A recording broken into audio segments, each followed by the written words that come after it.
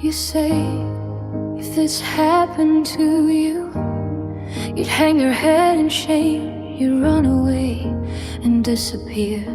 You'd never show your face again. But you don't hear what you're saying, you don't see what it reveals. Your lack of self-awareness shows the weakness that you conceal.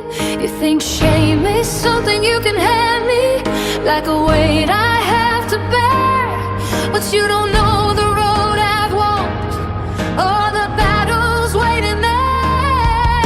You don't know the nights I've conquered, you don't know the tears I've cried. You only see the person standing, you never saw the battles inside. This is resilience, this is the fire that remains. This is a heart that kept on beating through unimaginable pain. I have carried what no parent should ever have to know. I buried part of my own heart and still found the strength to grow. So say what you want, let the whispers remain. I'll survive what breaks most people. You can't make me wear your shame. You thought my scars meant I was broken, you thought my tears meant I was weak, but you never saw the courage it took to rise each week. You thought I'd fade into the silence, you thought I'd surrender my voice. But every morning that I rise again is a reminder of my choice. Because strength is not the absence of the pain that you've been through. Strength is carrying the pieces and still finding something true. This is resilience, this is the strength you can't erase. This is the light that keeps on shining when darkness fills the space. I have walked through fire and darkness, I have faced the parents' greatest fear, but the love that lives forever is the reason I am here. So bring your mind game, bring your mind game, bring every word you say, every word you say. They are smaller than the mountains I have climbed along the way. You thought if I stayed I was broken, you thought leaving was the only way. But you never knew the courage it took to face another day. You wanted me to carry shame, wanted me to hide, but I have already survived the storm that changed my entire life. This is resilience, not just a word, it's who I am. It's every scar and every tear. Every time I chose to stand, I lost a piece of my own heart, but I never lost my soul. The pain became a part of me, but it never took control. You can talk, you can judge, you can smile and read my name, but I am still here. I am still standing, and I will not leave. This is resilience, this is my story, this is my strength. Still breathing, still loving, still rising, still rising.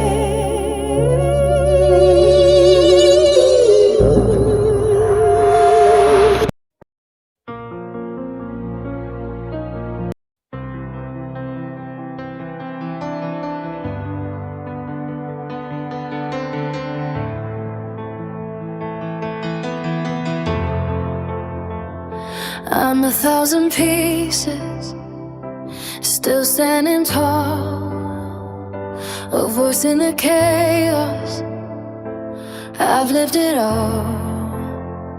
I'm a wife, I'm a mother, a friend in the night, holding the broken, still holding the light. Shells in my pocket, dreams in my hands, building something they don't understand. The crafter of heart.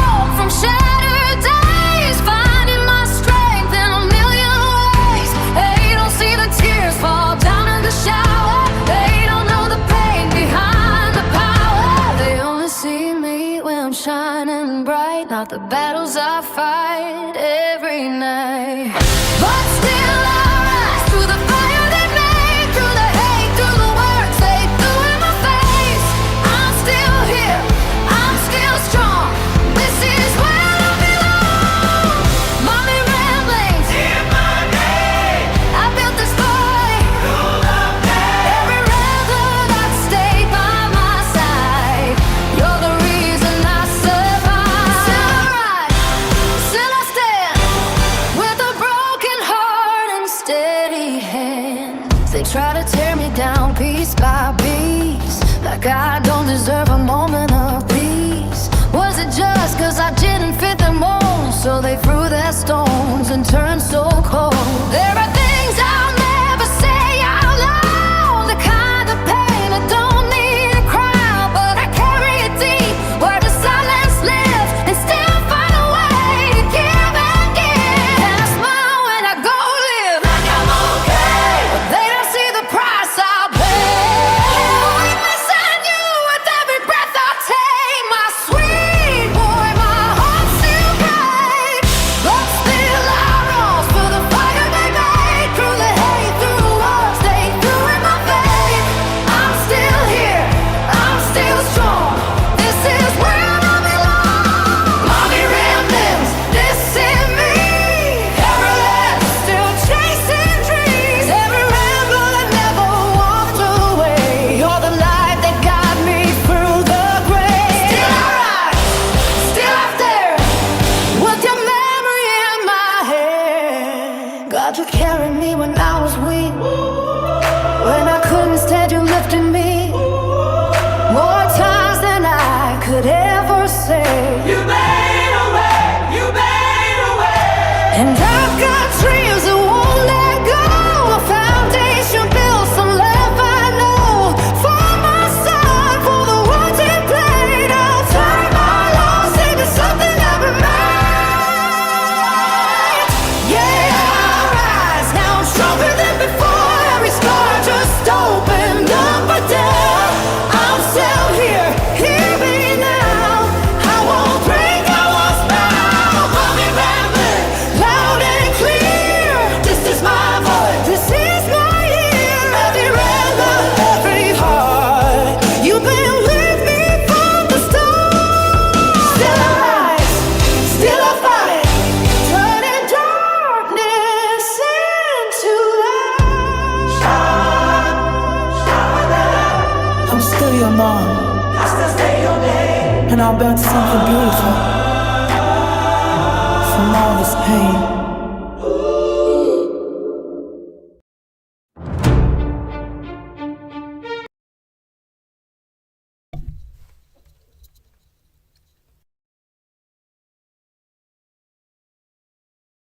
Barbara, if you can hear me, Barbara. Hopefully you can hear me, Barbara. I may not have a popular opinion too. I don't know. A lot of people feel a great deal of sympathy for Lindsay Clancy. They've made her the poster child of postpartum depression, which is just ridiculous because most people with postpartum depression do not kill their children. Even if they have intrusive thoughts and things like that, they do not kill their children. That's why it is such a rare thing. And postpartum psychosis, she was never diagnosed with postpartum psychosis. And they actually thought she was bipolar. So I do not buy she was in any kind of a psychosis. I don't. That's my opinion. I'm entitled to it, just like you're entitled to yours. And you can have whatever opinion you want. I have been listening to the trial every day, and nothing has convinced me that she did this in psychosis, that she didn't know what she was doing. I think she knew 100% what she was doing. I think she was very depressed. I'll give her that. I think she didn't want to be here anymore, but she didn't want to take her life and leave her children. So she killed her children, and then she went to take her own life and couldn't complete it. That's what I think. And there's also a little more. I don't know, her affect and everything, to me, stuff she did afterwards, stuff she did when she spoke to Patrick, where she didn't even talk about the kids. She didn't know that her kids were all gone when she woke up. In fact, they weren't. Callan was still alive. She never asked about them. She asked if she had a lawyer. And then that psychologist or whoever he was came in, and then we heard about this auditory hallucination for the first time. So, yeah. I know it's all over TikTok, and, you know, we're supposed to believe that Patrick did this, and he set her up, and, oh my gosh, he really killed the kids, and he was having an affair, and he was with this doctor alone. Come on, please. You can believe that if you want to, but I don't see that. I do not see that. Let's see. Let's see what you guys are thinking. I'm going to make this a little bit bigger. Let me make sure you can hear me too. That'd be good too. That would be good too, right? Hold on. Still music. Do I speak? Shall I speak now? Barbara, if you can hear me. Okay, perfect. You think her in a wheelchair. Hi, Ivy Speed.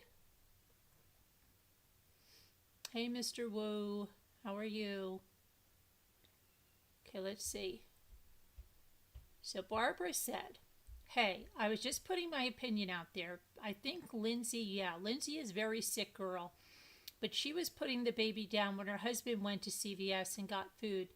And she thought she was set, yet the older two were probably roughhousing. The baby woke up and she snapped.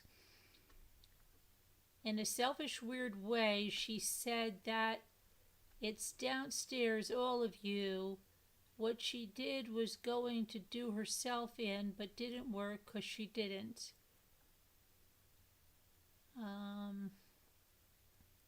But this was not a plan, or she would also be dead, you're saying?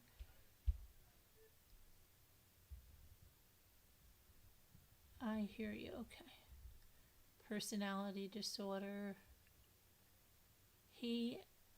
Hi, and yes, she selfishly took her kids' lives, and they wanted to live, and their poor dad. Yeah. And you know what? Most people don't even care about the kids. They don't. These people that support Lindsay, they go like this. They should let her free. Because they should just let her free. Well, so what about her? What about Callan and Cora and Dawson? Their lives are nothing because she's their mother and had a psychosis. She can just go take their lives and just be like, la-di-da-da. It wasn't my fault. I was in a psychosis. They're like, let her free. She strangled 3 children to death. Well, Callan, they got a heartbeat back, but he was brain dead and had to be taken off life support. I don't understand. It's not like, you know,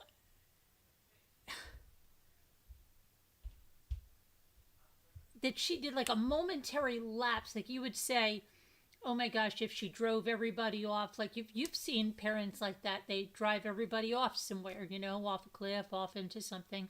Horrible story about Maine. Oh my gosh, near me. I cannot even talk about that one. It's just too horrendous. But there's people like that all together, like a split-second thing. But she is literally spending 12 minutes to strangle these 3 children, one at a time. I don't know. You guys can have whatever opinion you want. I don't think she was in any kind of a psychosis. I think she knew it was wrong. And all these people that have made her like the poster child for postpartum depression, if they would only just think about it, that most people with postpartum depression do not kill their children.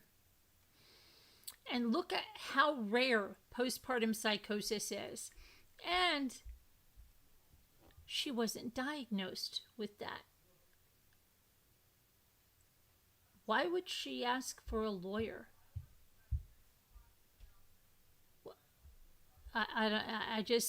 I'm sorry. I have a really, really hard time with this whole thing. There is something about her.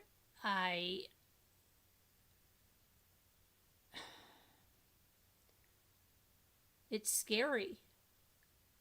She's a scary person to me. I have no sympathy at all for the mom and these people that support killers. They would change their tune if their family was harmed. Yeah, I don't understand. Yeah, hi TVA Rocks, how are you? But there are so many that are saying like, oh, poor Lindsay, she was so failed by the medical, profession. I don't think she was. I think she had. See, okay. I'm glad Ivy, you know what they say? What is that thing that they say? Make me change my mind? Change my mind, Ivy Speed. Tell me why she's not guilty. Change my mind. Because I don't see it. I don't see it. I hope we can still be friends, but I don't see it. Tell me why she's not guilty. I have a feeling the jury's going to let her off with that not criminally responsible. I have a feeling.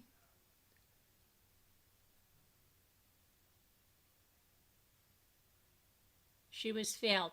Tell me how she was failed, Ivy. Tell me how she was failed. I just want to know. Because I feel that she had so much compared to so many women that don't have a partner that helps them. So many will give you 15 minutes to change my mind, right? Yeah. So, but Ivy, I'm just thinking about like so many women, maybe alone, maybe not even have a partner, may have a partner who's abusive or just not there, okay? Maybe have a partner that has to work extremely long hours. Maybe they travel for business all the time and they're not there. They don't have family close. They don't have the money to hire someone. And they are really, in a bind, and they don't maybe have medical insurance to get to the doctor like Lindsay. I think she had almost every advantage you could imagine. She had a paid maternity leave, extended. She had a husband that had a paternity leave, and he had just started back to work, and he worked from home. He was hands-on with the kids. She had the kids in that school daycare. What was it, 3-4 days a week? They also had the benefit of a nanny before she even went back to work. They had her there. I don't know. We can still be friends? Okay, good. Because I don't know. I had one lady here, I had a difference of opinion, and she was like, bye, girl, bye. And I'm like, are you kidding me? And it wasn't even my opinion, Ivy. I was talking about this profiler, and she flipped her freaking lid after she said we were besties. Handsome man, hello there. Okay.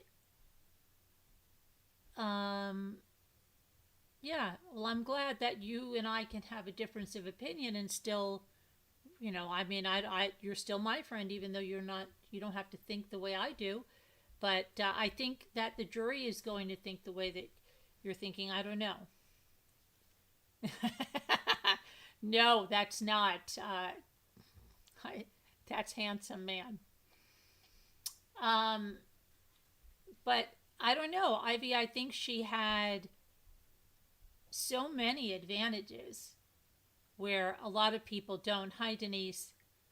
A lot of people don't have those advantages, and they are alone, and they are managing this. And I just think Lindsay Clancy had all that. She had parents, she had supportive parents. Her mother testified today, right? She called her mother. I don't want to sleep alone. Can you come over? And her mother jumped at it.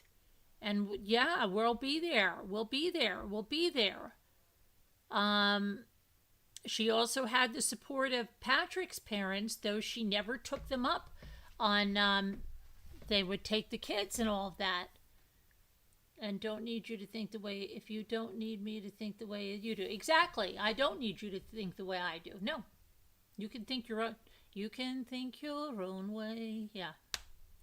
You can think your own way, Ivy Speed. But I don't know. To me, she scares the absolute crap out of me. She scares the absolute crap out of me. And I am so sad that those 3 children had to experience something like that at the hands of someone they thought, you should feel the safest with your mother, with your father, right? You should feel the safest. No one should have to know. Like, I just think about that. You're thinking that, you go to your mother just like she went to her mother, right? I'm scared, Mom. I'm scared. Can you sleep with me? I'm scared. And then imagine, right? I'm scared, Mom. This is Lindsay. I'm scared, Mom. Sleep with me. Well, what did her little children think? That's supposed to be their safe place, right? That's supposed to be everybody's safe place. And your safe place is coming around and tying an exercise band around your neck and choking the life out of you? My daughter called me when I was in Hershey Park, and she'll be home tomorrow. She goes, hey, Mom, tell me that she drugged those kids before she strangled them. I said, no, she didn't. She says, oh my gosh, how could she do that? How could you do that? So that meant those kids, and Cora was face down, and I believe Lindsay was sitting on top of her and had her arms pinned, because Cora was old enough. Wasn't she, what was she, 5 or 6? 5. She was old enough to fight back. And that would be normal. So imagine that she is sitting on that child with her arms pinned and strangling the life out of her. It's horrible. And I think the little boy the same way. And the baby, yeah, it's terrible. Terrible. And she made a phone call after it back to Patrick. And she just sounded like she was in the middle of something. Yeah, this psychotic break was, she was okay when she was ordering food, Mr. Wu. She was okay when she was calling around for the medication, she was okay. When she was saying, I want a Mediterranean bowl, and texting, okay, she was okay enough to worry about calling Patrick back. If you're in such a psychotic break and you've just killed your 3 children, I don't think you're going to give a dang about calling your husband back.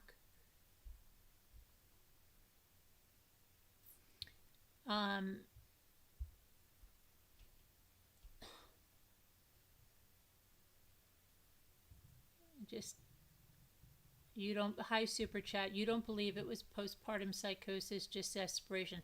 I think she wanted to take her own life, but I don't think she wanted to leave her kids to anyone, to let anybody raise her kids. How come she changed that journal entry, modified that journal entry? I know they asked today, what could it be that she modified? How come she was editing pictures too?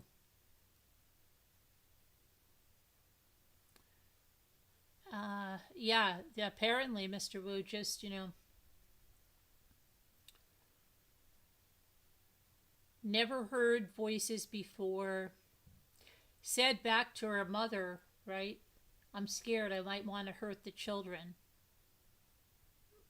Why would anybody leave her alone with the children? Why would anybody leave her alone with the children? And not that to put it on somebody else, but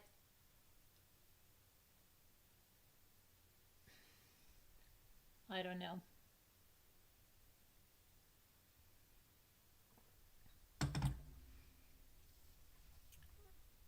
Maybe some others might say something like that out of like, oh my gosh, Calgon, take me away, or I'm going to lose it, right? Okay, that's a little bit different than saying I'm really scared.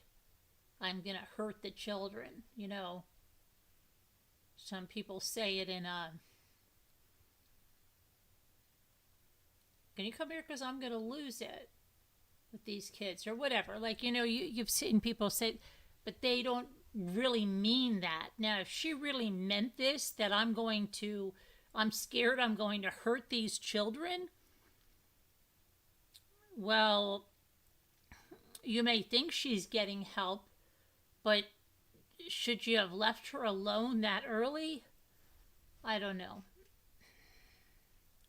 Hi, Planet. There's something dark and hostile around some of the debate in this case. This has made me feel leery from the start. In what way, Planet? Damn, like something dark and hostile around what?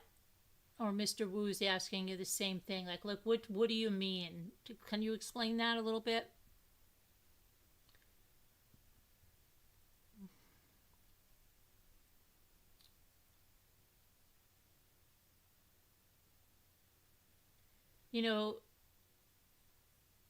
Here's something else.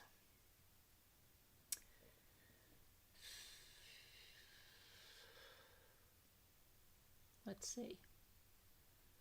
Her mother worked for Weight Watchers. Her father was a school photographer. They're both retired. Apparently, they're saying that they live out of a hotel now to be near their daughter. And this GoFundMe allegedly was started by someone on TikTok for them, asking for $2 million to build back their life savings. What happened to their life savings? What happened to it? Did it go to Kevin Reddington?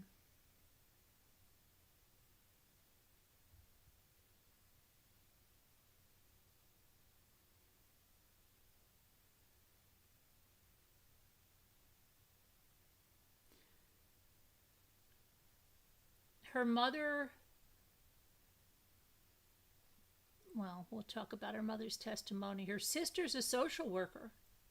Did you know that? Lindsay's sister is a social worker.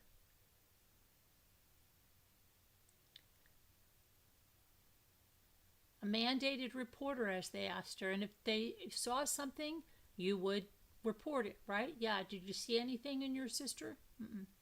Even when you went to the trampoline party? Mm-hmm. Pictures are hung and people and juries are hanged. That's right, isn't it? I'm talking about the grammar. Hang, hung. Pictures are hung and people and juries are hanged.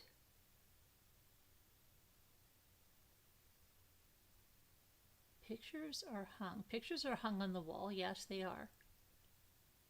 People and juries. Oh, you mean a hung jury. Hung. Hung jury. Linda Uribe says, I do not think of her because all I think of are those sweet kids. Having raised a son all by myself and being a mom was everything to me. Yeah, and listen, you know, having kids is hard. And every mother can lose their tempers or lose their cool, right? Some lady was just saying, I don't know where I was. I heard someone say that they had to go outside. They had to put their child in the crib and let that child cry for a minute. And they had to go outside because they knew they just had to get away for a minute. They had to. When you're talking about a mother, that's what I'm trying to say. Mother may say, look, I need a break. I've got to get out of here. Or I'm going to flip out on these kids or whatever. And they just need to get away. But they had the sense that, wait a minute, I need to get a break. I have to take a break. Even if they have to impose a break, if they're all alone, by putting their child safely in a crib or something in another room and just walking right, in another room or right outside the house, whatever it is. That's great, Ramona. I'm trying to make a point here. There is a difference between needing a break and killing your 3 children. There's a difference between snapping, throwing something, kicking the wall, and killing your 3 children. To strangle the life out of 3 kids, it's just not,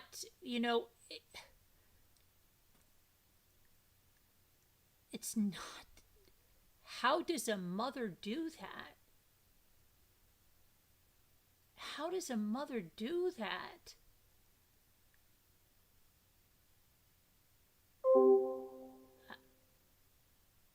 I don't.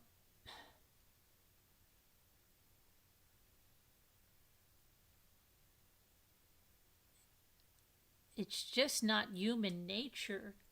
It's not. We don't eat our young. Okay?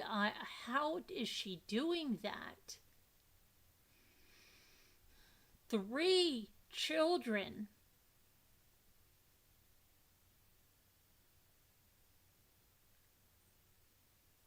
A 5-year-old. A 3-year-old.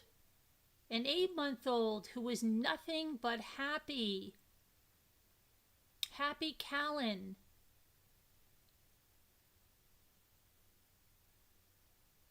I mean, it's barbaric. It is.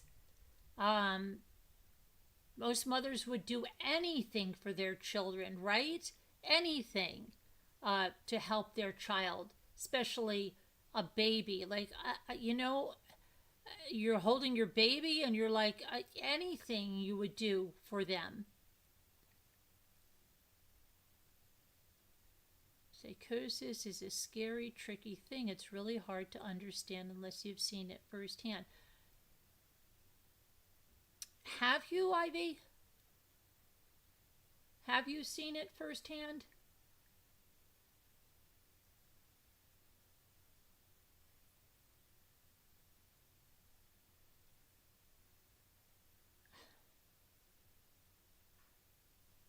I don't even know how she sat and met with that friend and asked about her daughter. How could she even do that? Seriously. He never cried. He went right off to sleep. Yeah, that's you had an easy baby.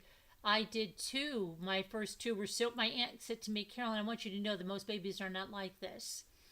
Okay, but then my third had colic, and yeah, it was a lot harder having the third baby with colic. But still, you adjust. You have to. Um, I have, and before I did, I would never have a million years believed it. Who did you see psychosis in? A man or a woman, Ivy? A man or a woman? Did they kill someone? See, that's what I'm saying. You could have psychosis, right? You're saying, do you know how rare it is that a mother kills her children in this postpartum psychosis? We looked it up one night.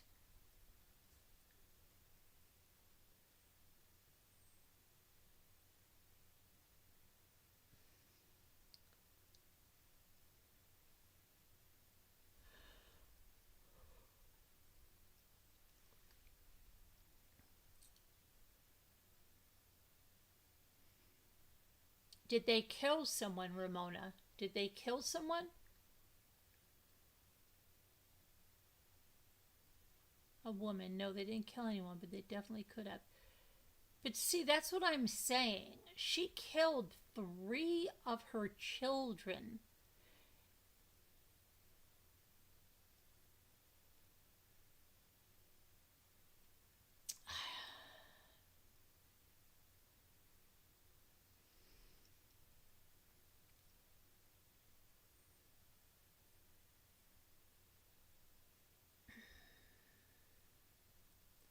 Doesn't. Welcome back, Jen. It doesn't.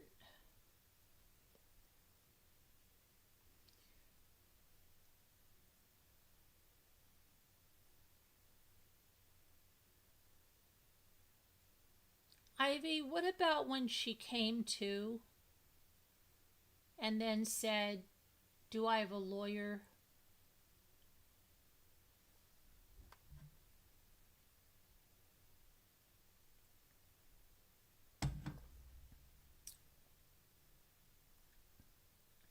They can be so clear one minute and then absolutely psychotic the next.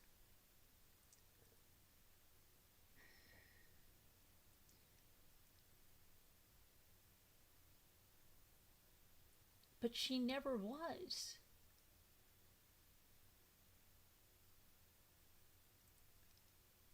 So wait, here's the thing. We're to believe that Lindsay went to all of these doctors. She was never diagnosed with psychosis. Never. And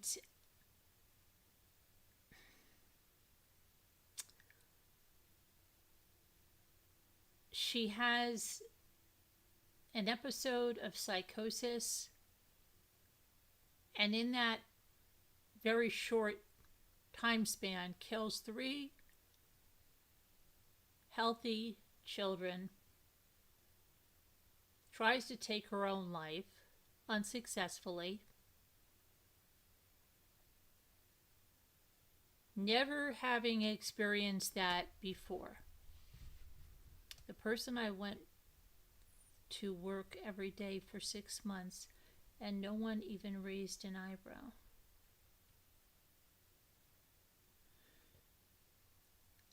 But what did they do, Ivy, the person you worked for? What did they do in their psychosis state, their state of psychosis?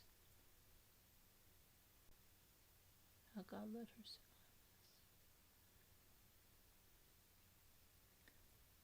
Andrea Yates I don't believe Andrea Yates is at all like Lindsay Clancy. You want me to tell you why? Number one, Andrea Yates was in a cult. Number two, Andrea Yates drowned every one of her children, put them under a sheet, and called the authorities. She didn't try to take her own life. She was in deep in this cult. She was truly insane. I don't think Andrea Yates and Lindsay Clancy have anything that's similar, except that they killed their children. But Andrea Yates, I don't think she's one bit like Lindsay Clancy.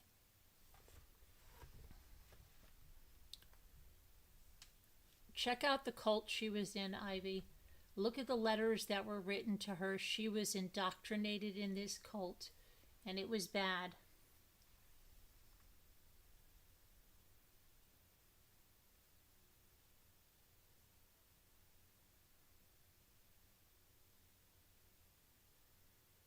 I didn't work for... Oh, you misspoke. Okay, no problem. But tell me what they did in their state of psychosis, that person, whoever it is.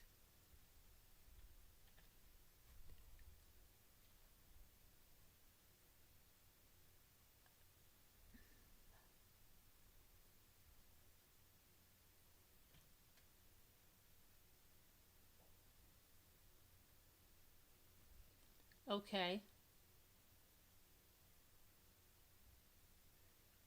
Was he psychotic, or did he have schizoaffective disorder?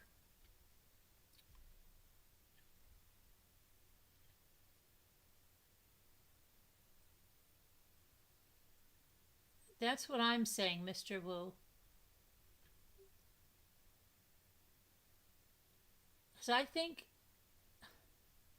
Because I know people that were married to people with that were schizophrenic and schizoaffective disorder, and they would think there were people in the modems, and there were people out to get them, and all kinds of stuff like that. Hi, Billy Boy Blue. How are you? Lindsay did it. We know she did it, Billy. She's admitted that she did it. Do you think she was in a state of psychosis, or do you think she knew what she was doing was wrong? I'll save you all the sadistic details, but suffice it to say, it's tragic, and it's something I still quite don't comprehend, and it's been 10 years. Yeah, well, like I said, I do have close friends who had an ex that had something like that, and someone whose son has schizoaffective disorder and thinks things are happening that are not happening. Hi, Justice Jane. Justice Jane thinks she knew exactly what she was doing. I do too, Justice Jane. I do.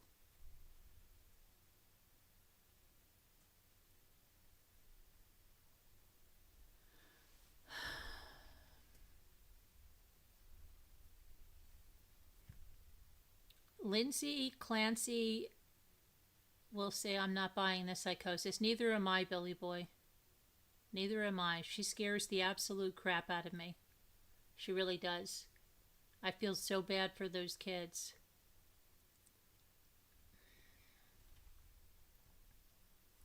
And there's not... So many label everyone. How about she didn't want kids because she wanted to be the one taken care of, and she acted so immature before she killed them?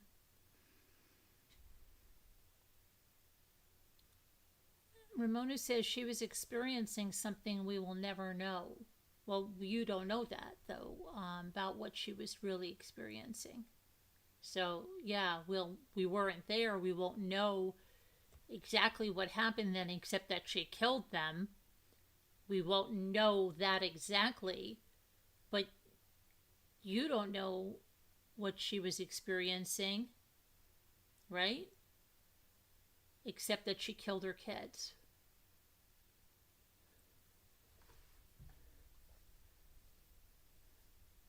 The person wasn't previously mentally ill or had a history of mental illness, but had undetected ovarian cancer.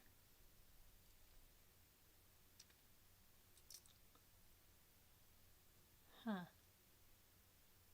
If she had not called Patrick back, I would have probably have leaned that way, says Justice Jane. But Patrick said she was fine, and her mom was not even there. Yeah, and I know her mom wasn't there, and I know she called Patrick back. That's what I'm saying. Why would you even worry about calling Patrick back? Right? At that point, hi, Amanda Sue. Yeah, I mean, let's talk about what did the mother today said.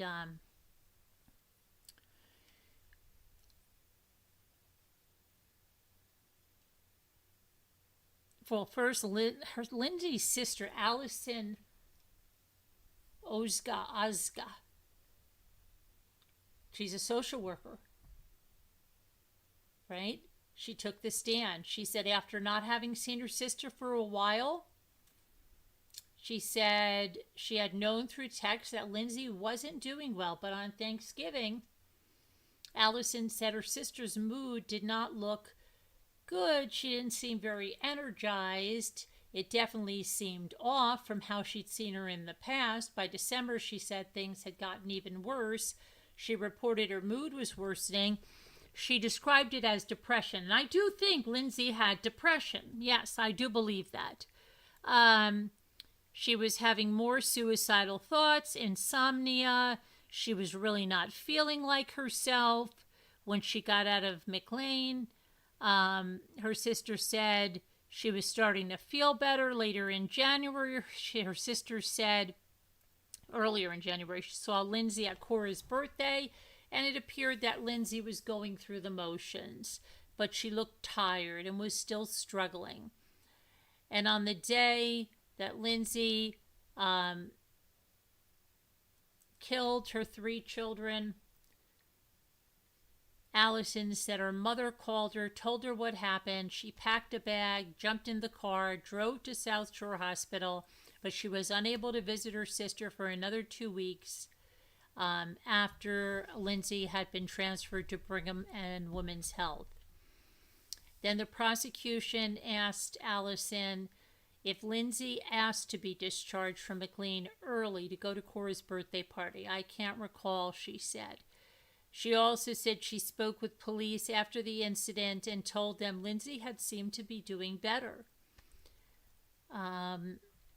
Lindsay's text, she said she didn't call Lindsay on the phone. It was all through text messages. And in her text messages, she seemed to be better. And then Paula Musgrove took the stand.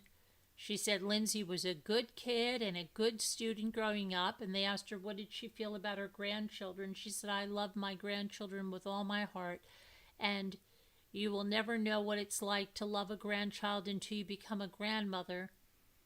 It is the most beautiful thing. I love them with all my heart.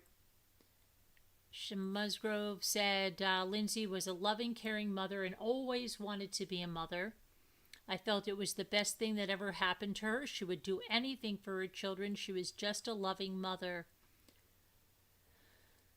She said she saw her daughter and her family 2 to 3 times a month, and that Lindsay and Patrick would also go up to see them with the kids. She said around the second week of October of 2022, she noticed a change in Lindsay. She said she became very anxious. She told me she was anxious about going back to work because Callan was having trouble taking a bottle, and she didn't feel right leaving him.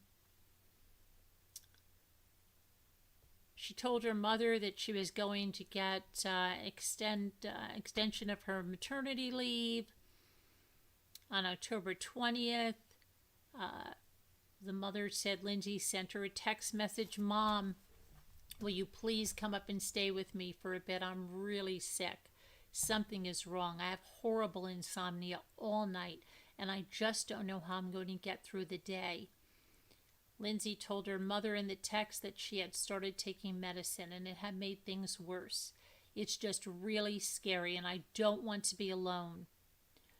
That same day, Paula went up there and Lindsay had gone to the emergency room earlier in the day, was feeling a bit better, but she was anxious and afraid. Paula said she stayed at the house for about a week and her husband joined them at a later date through November and into December. Paula Musgrove said Lindsay's condition was not getting any better. She said one particular evening that was disturbing to her when Lindsay said she was afraid to be alone and asked to sleep with her mother, which she did. By January, Paula Musgrove said that Lindsay had lost a lot of weight and become paranoid about things that weren't logical to become paranoid about. She would mention that this wasn't her mind. Paula Musgrove said that her daughter was attempting to go through the motions and take care of the kids, but she was hesitant to drive, and her mother often had to pick the kids up at school. In December, when Patrick was also present, Paula Musgrove said she remembered Lindsay being very nervous and saying she had something she needed to tell them. She told us that she had thoughts of harming the children.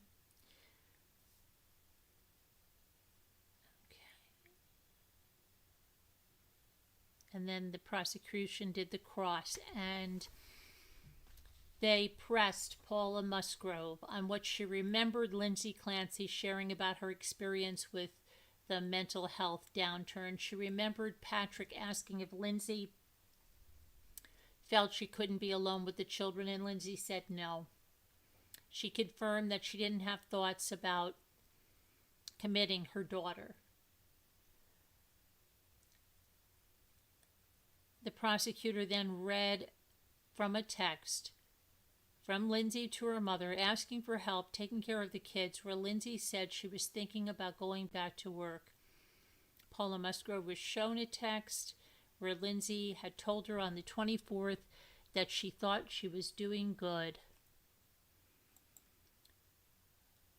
Questions returned to the time Lindsay went to sleep with her mother, who recalled she said she was afraid to be alone, and one reason was she didn't know if she was going to be able to sleep. But Paula Musgrove did not consider committing her daughter. Over the weeks, Lindsay would respond to her mother's daily text asking how she was doing and sleeping, with variations of doing all right or pretty good, and updates about the kids. Paula Musgrove didn't dispute seeing the texts but couldn't recall them specifically. She did recall Lindsay Clancy talking about Cora having stomach issues. The check-ins came every day from January 7th to January 21st. The next day, Paula stayed at the home with Callan while the rest of the family went to the friend's house. And the day after, she texted her daughter about how nice it was to see her doing better. But Paula said the text didn't reflect what she was observing, but a message she wanted to convey. The text was meant to encourage her because I didn't think it did any good to discourage her. Paula explained she was making every attempt to feel better.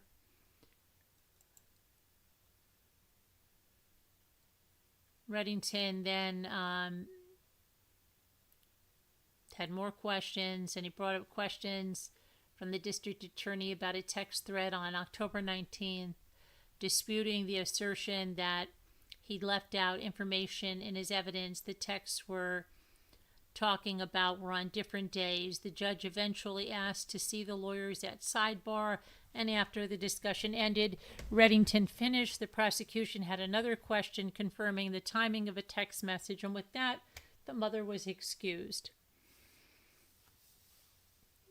And then a doctor testified about Lindsay Clancy's injuries.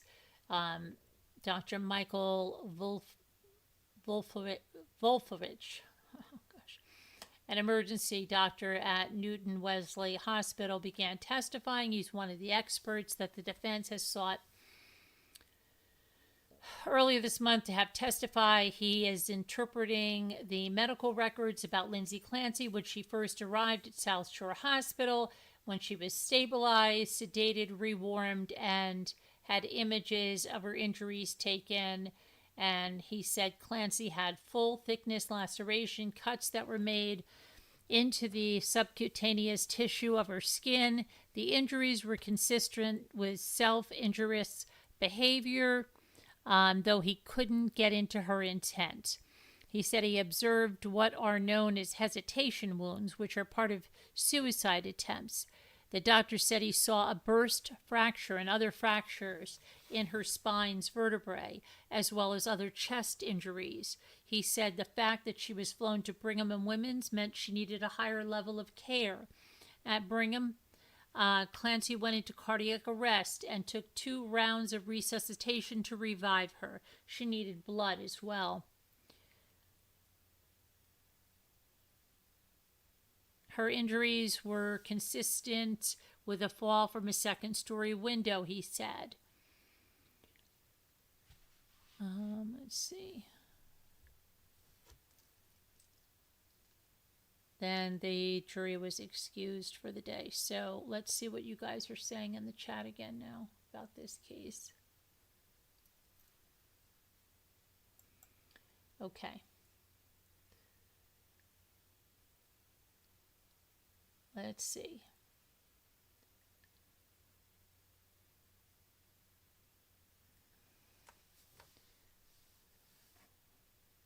Justice Jane says, if she had not called Patrick, okay, I got that part.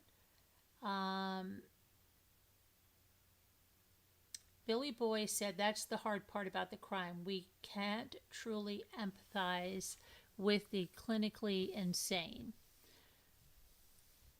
We have to try to understand. Justice Jane says, what really teased me off is that the taxpayers of the state of Massachusetts have to pay to take care of her. If she does get compensation, the state should take it all.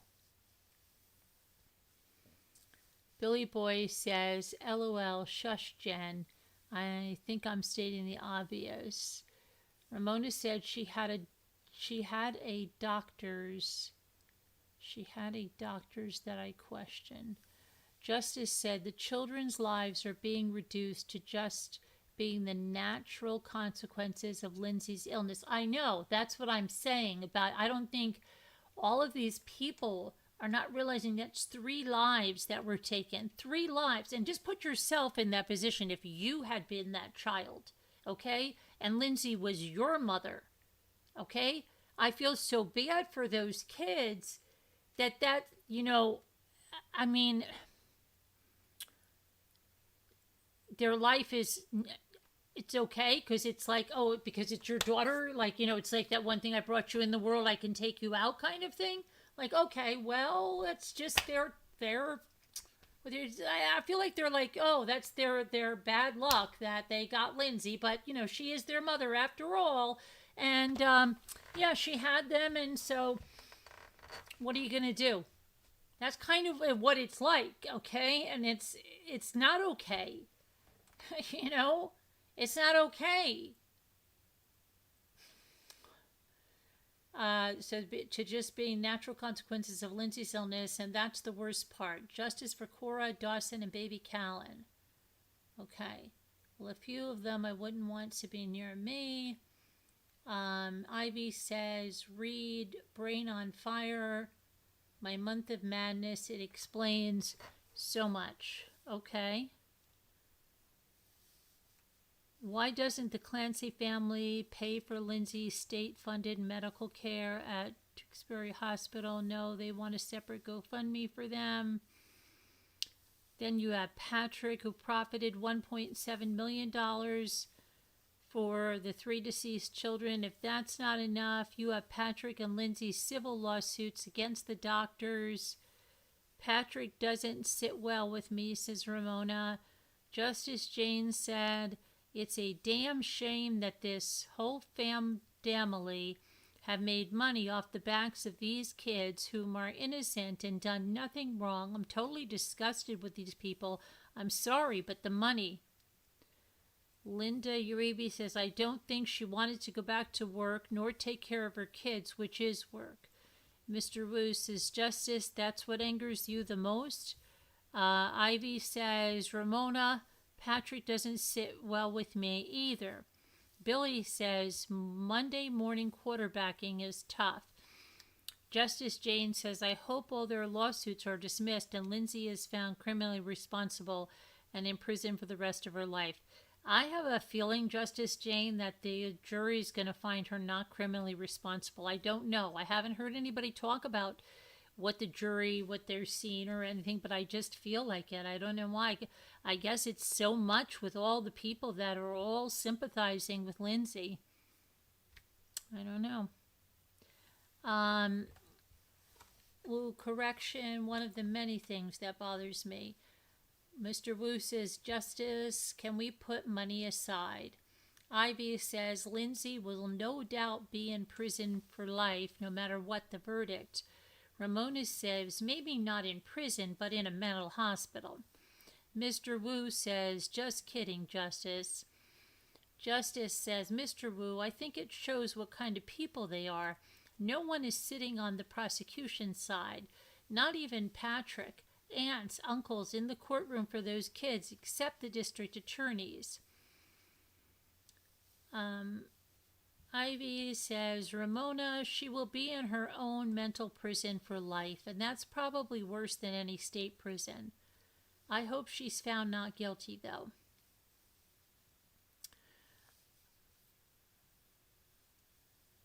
Ivy, didn't you at first think that... Did you change your mind? Because I thought... Wait a minute. Maybe it was another case. Okay, let's see.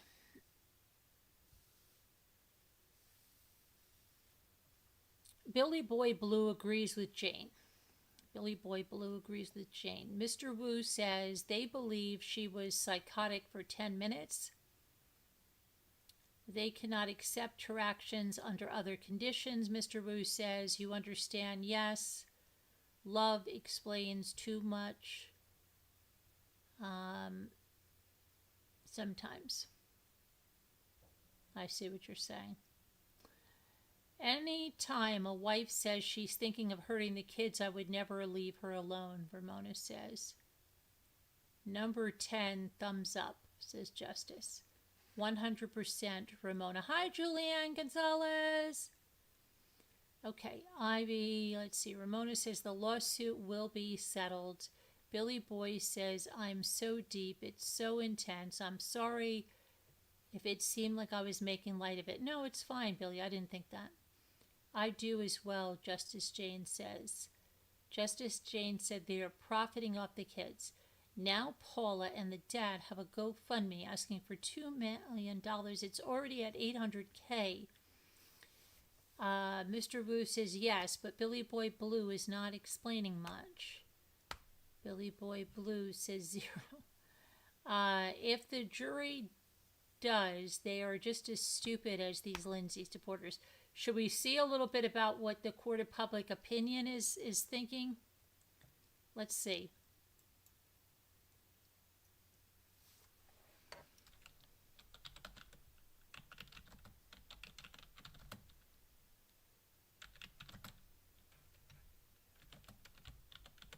Let's see what they think about the mother's and the sister's testimony. Let's see.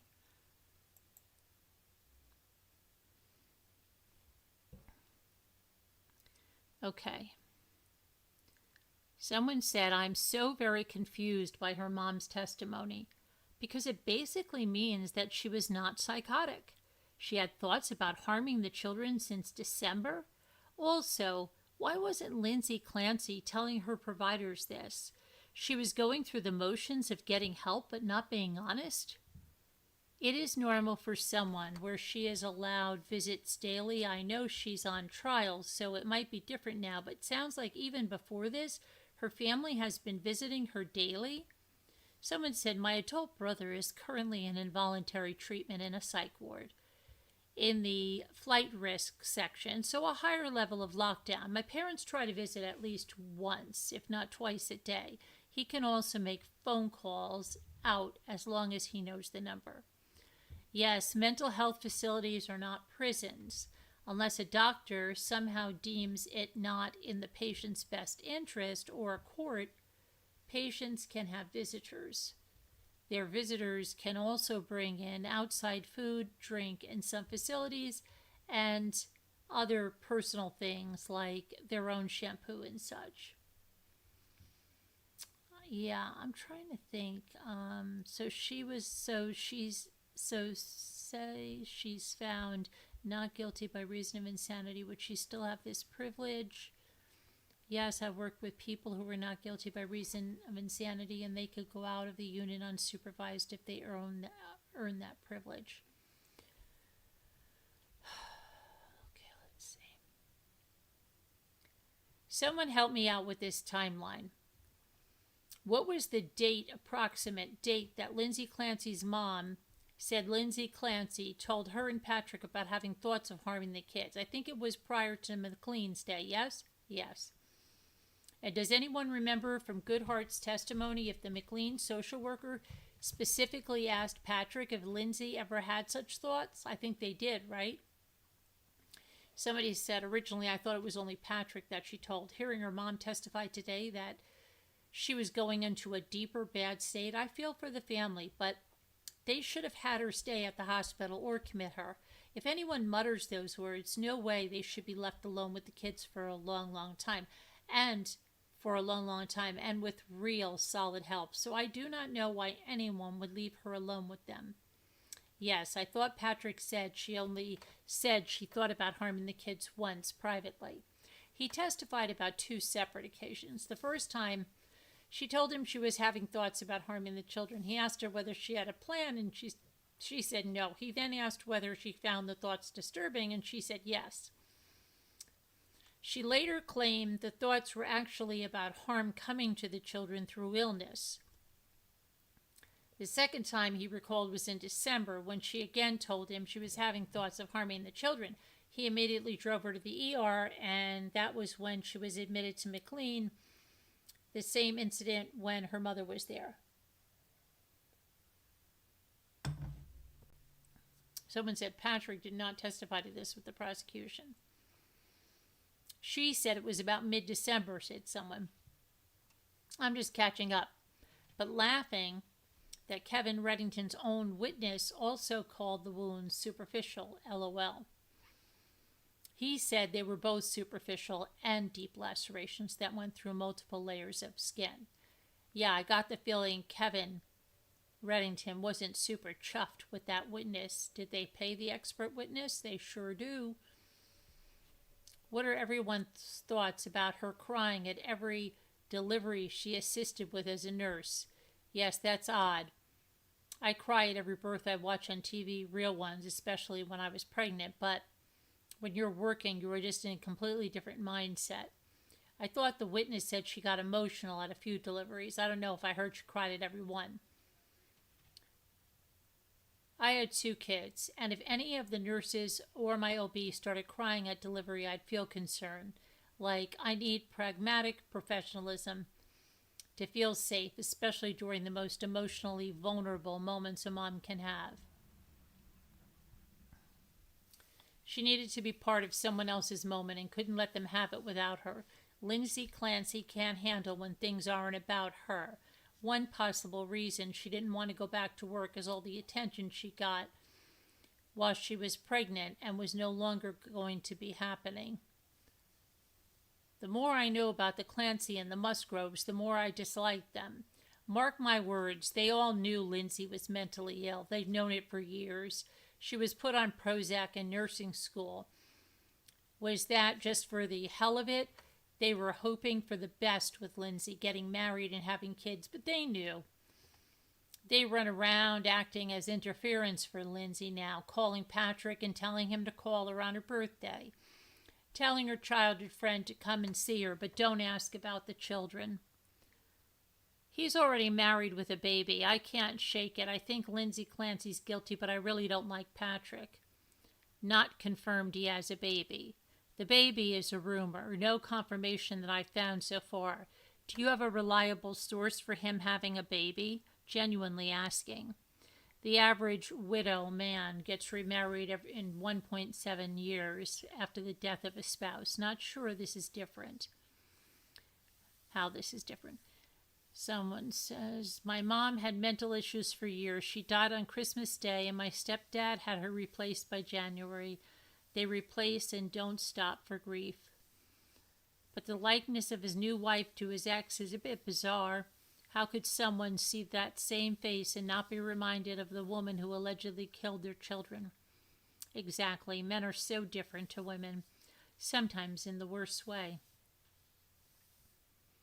Wow, is this true? I've known cases of fast turnaround, but didn't realize this is average. Just started watching. Anyone else catch how Margaret Hamp, that was her nurse she worked with, she testified to today, said she was from Stoneham, assuming she hasn't lived there very long based on that pronunciation. How do you say it? Stoneham. I barely know him. Yeah, thank you. I wondered if she pronounced it with the H, sounded out for spelling purposes. Reddington said they're not contesting the state's main claim that she killed them. As part of that, they agreed to a stipulation on a lot of physical evidence of the physical act of murder, so it did not need to be introduced at trial to be accepted into evidence.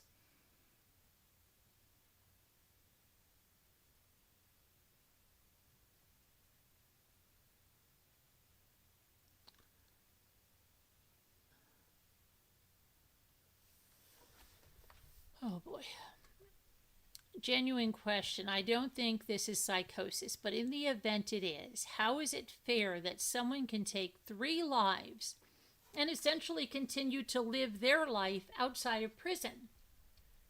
It seems like even if she was in this state, she should have to live with her actions and the repercussions, especially since she truly never gave anyone enough information to know what was really going on with her. Otherwise, we set the tone that if you're mentally ill, you aren't responsible for getting help when you know something's wrong and when you know you could harm someone. My understanding is the way the law is written is not you had psychosis so you're off the hook, but rather your brand of psychosis is so intense that you can't possibly be held responsible. Psychosis is a spectrum and can be a fluid mental state, but it can get really bad, like really, really bad. I feel like this case is really watering down what it can look like. I met someone who cut off their penis in psychosis. Met someone else who stabbed themselves in the stomach because the conspiracy was telling them through t-shirt colors that he needed to take his life or the conspiracy would harm his family. I saw another guy just walking slowly into a wall in an inpatient ward, repeating the same 2 words over and over. A week later, he was on the phone to his family, saying the doctors were confused and everyone was overreacting, complete amnesia about his psychotic episode and delirium. Is there a responsibility for people to get help? Sure, if they still have that capacity. One of the main symptoms is not knowing that you need help. I know we keep talking about how sometimes people can present normal and not report and mask to some extent, and that is all true. But I can't help but feel like the spirit of the law was not written with those cases in mind. People can get so sick very quickly and without any real opportunity for them to help themselves. Someone said, I agree with you. I think it's quite similar to someone drinking and driving and killing someone while they're blackout drunk behind the wheel. Even if you don't remember it, you still did it, and you're still held accountable. Sure, there's a nuance between having a psychotic episode versus willingly ingesting alcohol, but couldn't it be argued that the latter person is struggling with addiction and couldn't stop themselves either? Even elderly people with dementia go to prison for killing someone while driving. Well, what about that grandmother that left her granddaughter in the car? Remember? And they said that she might have had stuff with medication and didn't they say she could have had some dementia, memory problems? I have to go back in that. She still went to prison. For the record, I don't believe she was in psychosis or any similar state at the time she killed her children. I think it's a convenient excuse with built-in sympathy ploy. I think it's interesting that part of the defense is about the medication she was voluntarily taking or not taking the medications. I don't see how it's an excuse at all. Similar to how being drunk or on illegal drugs doesn't absolve you of criminal responsibility. It's rarely a successful defense statistically. Personally, I don't see why she should see prison if she was mentally ill, which I think it was clear she was. She would be in a state hospital for decades. I believe the prison system needs serious reform, and I don't see any positives, even justice, from putting her in a prison cell. She would be in a state hospital for decades. Good grief, no. I have no idea why so many people have no idea how psychiatric facilities work. In Massachusetts, the average stint in a psychiatric facility after being found not criminally responsible is less than 10 years. And Lindsay has already been in for 3.5. State hospital is not a prison for mentally ill people. Most will petition for release at some point and get out. So psych hospitals should truly be for insane people who bear no responsibility for their crime as a result. You really think that's Lindsay? Why would you think she wouldn't? Yes, I do think she would stay for an extended period of time. Someone said, I do not think she would stay 1 minute more than she has to, and I no longer think she is psychotic if she ever was. So I think she'll petition to get out within the year if she's found not criminally responsible. Everyone that's willing to murder someone is in some way mentally ill, in my opinion at least. Agree, no one in their right mind kills someone. So mentally ill people who commit murder should just be sent to mental health facilities? That's an insane take. Also, I know she's filing a civil suit. I wonder what in Lindsay's opinion Dr. Tufts or any of the other doctors should have done for her. She clearly was against meds and not taking them as prescribed. She didn't tell them she was suicidal or homicidal. What'd she want them to do? Did she want to be taken away from her kids based on what she did tell them?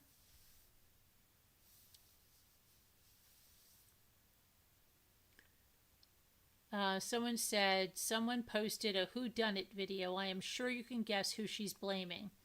Just adding another reason to the list of trillion reasons to not like them. Seriously, WTF are these people on?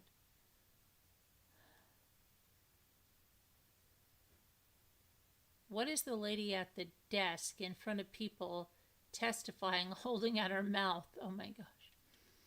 The steno mask. Okay.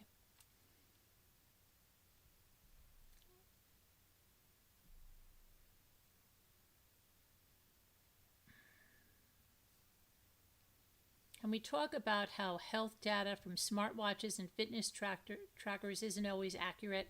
Mine decided to glitch a few weeks ago and said my heart rate was 176 beats per minute out of nowhere when I was sitting down and having a casual conversation. I used an actual heart rate monitor to confirm that my heart rate was actually 74 beats per minute. Turns out a sensor randomly went out. Wearing a watch too loose, too tight, not in the right spot, the sensor being dirty can all cause inaccurate readings. Ironically, heavy wrist motion is known to trigger for inaccuracy, and I would imagine choking someone to death requires heavy wrist motion as well as an impact to the fit placement of the watch. There's a reason why they have warning labels on them to state they're not medical devices, they're not great equipment, nor are they used for diagnostic or monitoring of diagnoses. This being attempted to be used as evidence is akin to using a lie detector test, in my opinion. I feel like they would have to supplement this heart rate claim with substantial evidence that proves that she was wearing it correctly and it was functioning accurately in that moment, and I don't see how that's possible. I also feel like her mom's testimony actually worked against her favor because Lindsay was aware that she was having I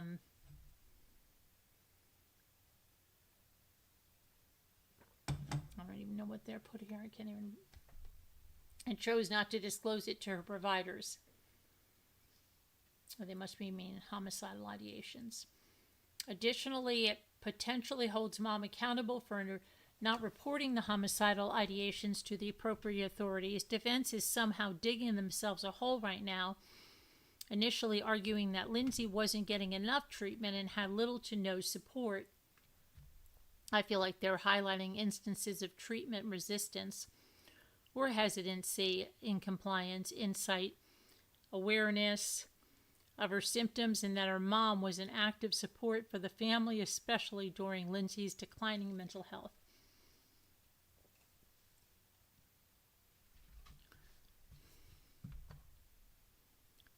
Okay, let's see.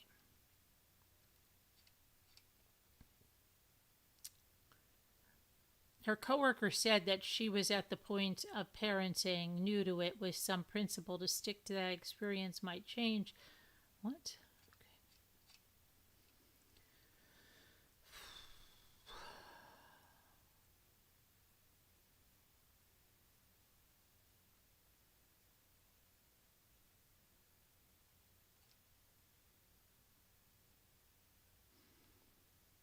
The Assistant District Attorney Sprague's tone changed today. I can't put my finger on it, but something in her delivery today with the defense witnesses seemed both more confident and determined, and yet somehow softer and more gentle. Honestly fascinating. I've never seen a prosecutor be kind of cold and robotic with their own witnesses and then come across a little warmer and more insightful with the defense witnesses.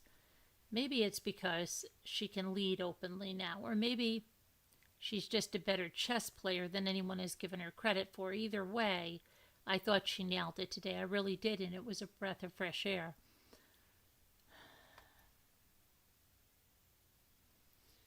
It's because her original phase, she needed to drive these points home, and she'll be very confident and decisive in the rebuttal when she connects it all together. I got this sense today, too. I've been following this case since it first happened, and I believe she is absolutely guilty, but I have to admit I was feeling a little nervous about how things were going so far for the Commonwealth. I was hoping all along they would start bringing the things together more cohesively. The data and the evidence are there, but it's confusing without the frame of reference for all of it. And now that the defense has begun to call their witnesses, I'm thinking the Commonwealth is confident in their case and strategy based on how that went today. I think they may have been seriously underestimated and are about to start having their big revealing moments now. They are going to be highlighting all of the discrepancies and the inconsistencies, discrediting the witnesses and experts as Reddington tried to do to theirs but appeared desperate and inauthentic, pointing out major flaws in the defense's case through the defense's own witnesses. Then I think they'll bring it home with their rebuttal witnesses, and in their closing, they have the truth on their side, and I think the stark difference between the integrity of their case and the defense's will become very clear and obvious.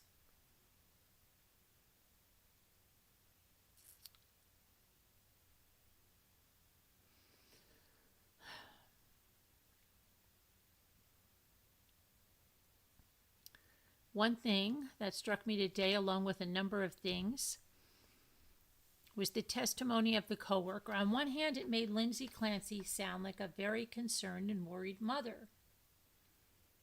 Even if some might have considered it overly anxious. She heard Cora crying, couldn't get a hold of Patrick. She called for a wellness check. It could still have been from love or an extension of love. What surprised me was not hearing anything in addition to that. That was more like proud, doting, sweet, affectionate things that she might have bragged about or got excited about, silly pictures she shared or things like that. Between this and the journal notes, it seems like it's all a struggle and stress about where she's doing right or wrong, about the results she's getting or not getting, even when people are trying to paint her in a good light.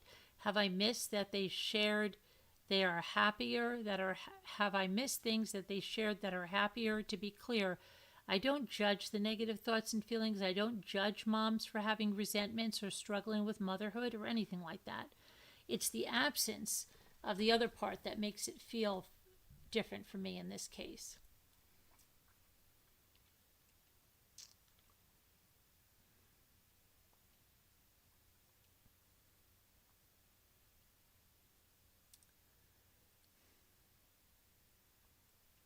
Seemed to me like her end game was the kids to be gone. I mean, what are we left to think? She heard some voice in the span of 15 minutes that never occurred before and never appeared again, and she just followed blindly? It's not how that works. I feel like they should have been more concerned about the potential for suicide. My dad unalived himself. When I was 19, I called the sheriff's department the day before asking for help. What could we do? My mom had gotten a restraining order. Family annihilation was a legitimate fear, but the sheriff didn't offer any real advice to me at 19. We didn't have access to some of the best healthcare systems in the country. We didn't have ample resources. I was in college. My mom was just trying to make the small mortgage payment. We were very worried.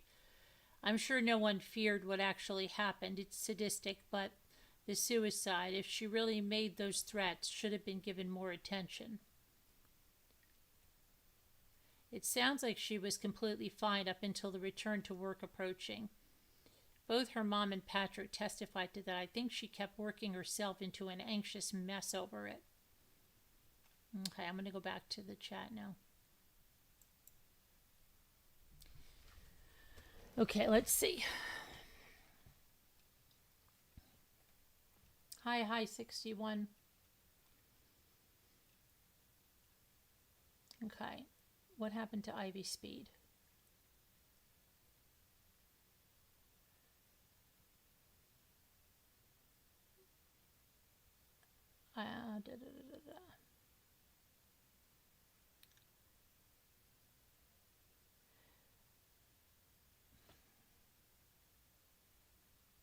Hi, Chrissy.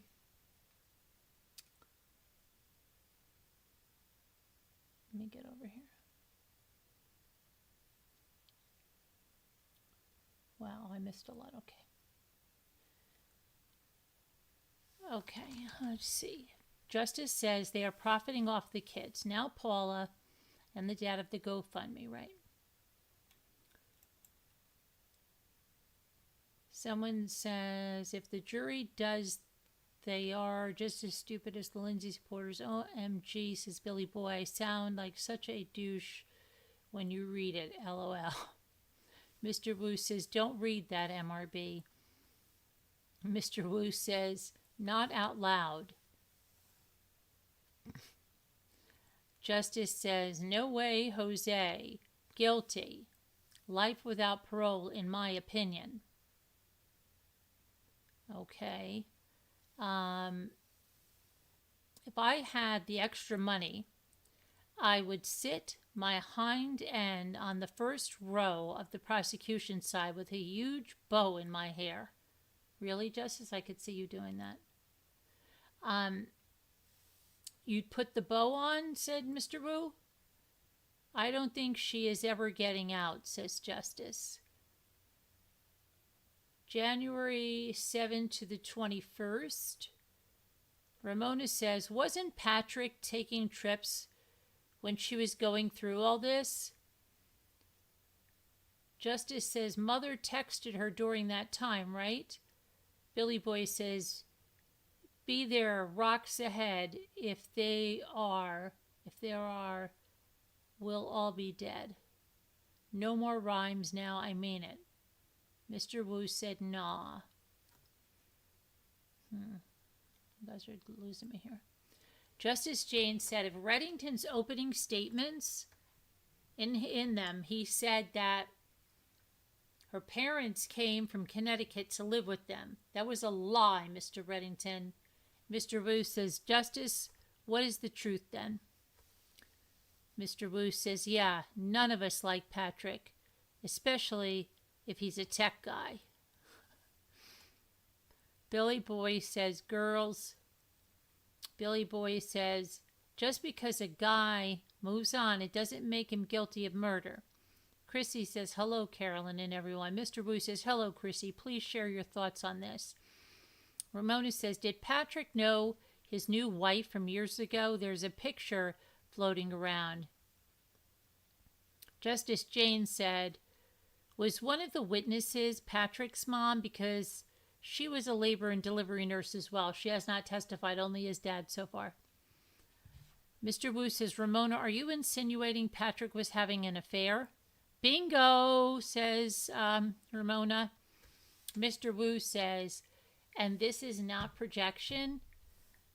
Justice says, is she reading Facebook? No, I was reading the message boards.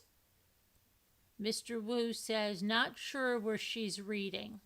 It's about Duxbury. Ramona, I wouldn't doubt it if it was true, says Justice. Ramona says, he went on a vacation weeks after the children's funeral. It doesn't seem right. Maybe he needed to get away somewhere. But our comments are obviously more interesting, especially mine. I'm reading yours now. I just wanted to see what public opinion was. Hi 61 Love from Colorado. Ramona, he went on vacation with his new wife. Asking. Hi says, smash the like button. Mr. Wu, you think she knew what she was doing, says Justice Jane. Mr. Wu says, I just avoided a flight in Denver, Colorado. Hello, hi. Ramona says, I have no idea who he brought. Mr. Wu says, Justice, that's a great question. Justice says, at Ramona, I heard that he made sure to put in a blog that he was solo. Yeah, I heard he did a review or something. Hi says, hi, Mr. Wu. Mr. Wu says, that's a question. Ramona says, it's so suspicious. Justice Jane said, I agree with that comment. Mr. Wu says, I want MRB to read our comments with the same passion she's reading theirs. I am. Mr. Wu says, especially mine. I'm very passionate. Jen says, Lawyer Rose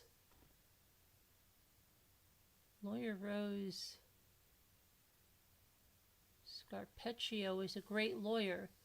She is representing her in the civil trial. Let me ask you, Justice. Yes, Mr. Wu. Jen, would you like to see Lindsay's frying on the electric chair, says Mr. Wu. Mr. Wu says, if you have a choice. I think Jen thinks she was in psychosis. I think so. Mr. Wu, I like when MRB gets behind her opinions. I would say not to apologize for that.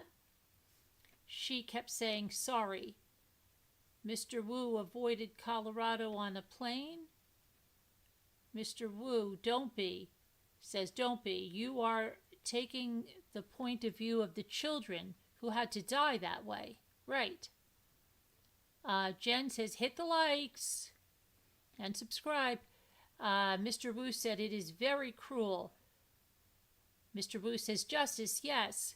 Mr. Wu says not taking that one. Mr. Wu says justice, do you think Reddington is going to get her off? Justice Jane says, Jen, Lindsay's lawyer is Rose? Jen says, yes, Justice. She sits in on her trial. Hi says, smash the like button. Mr. Wu says, handsome man just came in to tell MRB she's pretty. We already know that. Jen says, you can see her sitting there when the camera pans over. Mr. Wu says, who does that? He has no opinion on Clancy.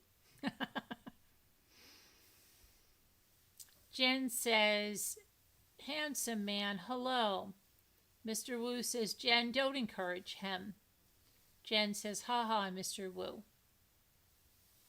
Okay, now where are we? Haha, Mr. Wu.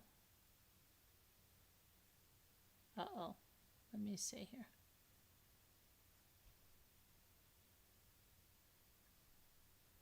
Okay. Mr. Wu says, LOL. Justice says, Mr. Wu, I hope he doesn't. Mr. Wu says, LOL, Justice. Mr. Wu says, justice other than hell. Mr. Wu, what should happen to Lindsay Clancy? I'm asking you. Okay, but if you're coming back here, MRB. Ivy says, I'm here. Okay, Ivy, I thought you were defriending.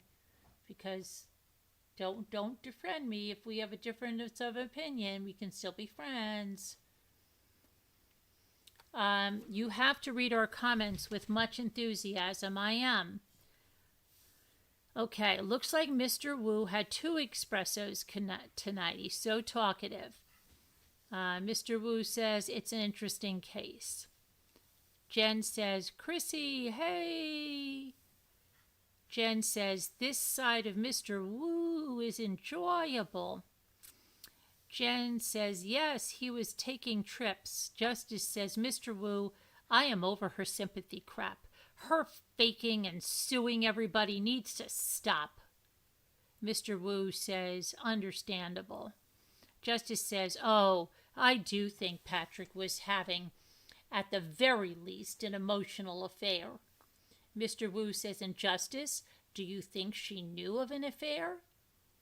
Chrissy says, Jen, hello, dear. Chrissy says, Mr. Wu, hello there. Ivy says, we're still friends. That's good, Ivy. Okay, how was that? Was that very good? I don't know. I think that, I don't know, I just feel like she's going to get off, like with not being criminally responsible. I don't know. You know what? I have to say, I'm glad to hear that they think that the prosecution is turning, because I just have to say this about the prosecution. I don't think the prosecution is very likable. Like, there are prosecutors that are likable. Like the one in Tim Jones's case. That prosecutor, oh my gosh, I think he is the best prosecutor ever in the world. Ever. Juan Martinez was pretty good, but this guy let you know. See, and they need somebody like that. I don't know how many of you watched the Tim Jones trial. Now, he said he was insane. He killed all 5 of his kids and tried to get off with insanity. He was an IBM engineer. He did not get off. He got the death penalty. Let me tell you that. Another thing, that prosecutor made sure you knew every one of those 5 kids. You knew what they liked. You knew so much about them. You cried. I mean, his closing made you cry. And when he pulled up one of the kids, Woody from Toy Story, and it started to talk, it was crazy. That was such an emotional trial. But he made you know those children. They're not really letting us know these children. A little bit, but not the way that this prosecutor did it. And I think, like someone said, they seem even harsh with their own witnesses.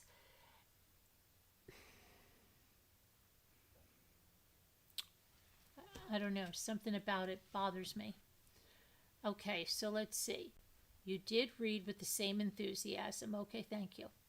So are you predicting? I'm thinking that she's going to get off on not criminally responsible.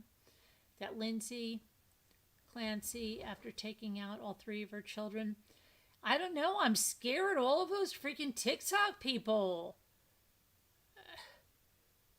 The office, and she was so mad. She started strangling one by one. Dawson was the first. Now, I don't think she was mad, Justice Jane. I think she knew exactly what she was doing. I think she was calculating. I think she was cold. I think she was determined. That's what I'm saying is so scary about her. She is so scary to me. She is like the person that comes in your room in the middle of the night, not in a rage, not in a mommy dearest rage. No, I just picture her calm, calculating, super laser focused, and you're looking like, what the hell are you gonna do to us, right? And then you're gonna, come on. She is so scary to me. I like the prosecutor in the Corey Richards trial. Yeah, a lot of people like that prosecutor too. Yeah. Mr. What was his bottom? No. Wait. What was his name again? Gold? Something? What was his name again?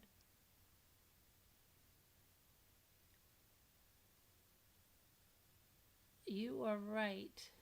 Not at all. They are not. I think it's her flat effect that scares you. She scares the crap out of me, Ivy. She scares the absolute crap out of me. If she rolled into my room, like, I hope I'm not there ever. Okay? But let's just say someone was there and she rolled into my room. She scares the absolute crap out of me.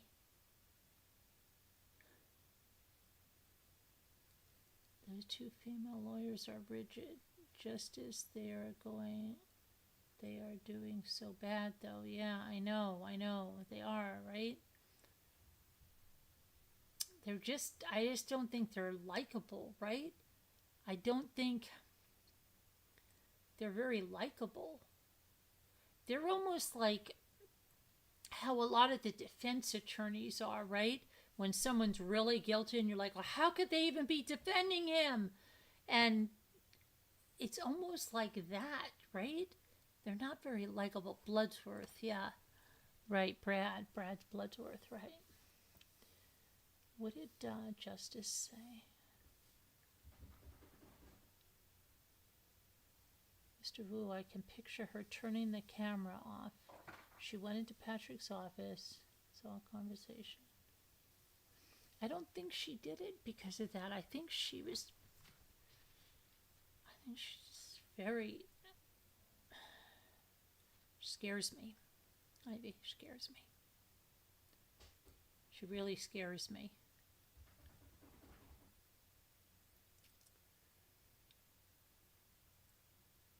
Like, she scares me.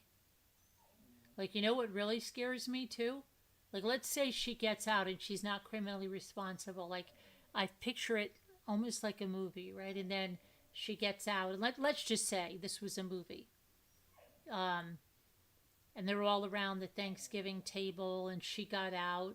Let's say she gets out. Maybe they let her out for the day for Thanksgiving. And then it's like, okay, you're home alone. She's home alone with somebody. I just picture her, I don't know, really scary. Like, all of a sudden you go, Lindsay, what's wrong? Lindsay, what are you doing, Lindsay? Right? And then, like, her chasing you around with a knife or something. She scares the crap out of me. I'm sorry. She scares the crap out of me. I would never want to be alone with her. I would never want to be alone with her. Never. I still am their cheerleaders because of the kids. Yeah, I know, Justice, but like, I wish they would get with it a little bit. Hold on a minute. I gotta go see what's going on here. If they want to go out now, and I hope the coyotes are in here. Hold on. I'll be right there. What's the matter, Lily? You want to go out? Do you want to go out? What do you want to do? What do you guys want to do? Want to go out?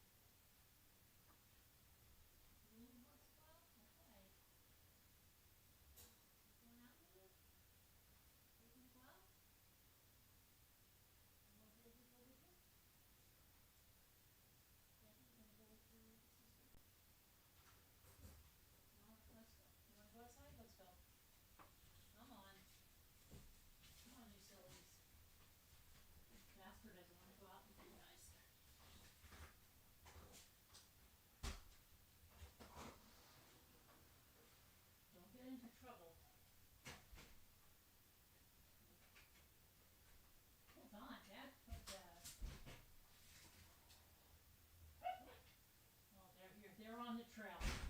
They're on the trail, Joe. Okay. Jasper's like, you leave me the freak alone. I'm not going out with those two crazies. Okay. All right, let's see now what we got. Okay, what have you got? Justice, she didn't stop at one. She completed the task. Now we have to determine if they already effed up. If the already effed up mind that everybody has. Also, why didn't her family help out more knowing she was going through? Now you want to go out? Okay. Very strange. If it was an excuse to get a lighter sentence. I don't know. She scares the crap out of me, okay? I'm telling you, and I just picture her rolling around. She really, like, is right out of a horror movie. I'm so sorry. I can't. You want the truth from me? That's the truth. I'm not a phony person. She's right out of a horror movie.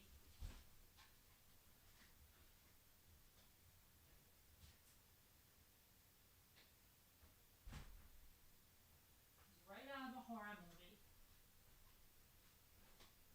She scares the absolute crap out of me. And when she wears that all black when she was rolling in, I don't know.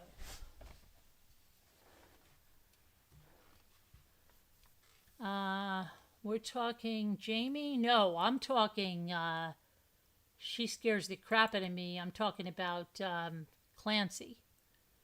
No one single person has described Lindsay as happy, sweet, funny. Hi, passenger princess. How are you? Funny, bubbly, or even nice. Just she was a good mother. Hi, Ari Friedman. How are you?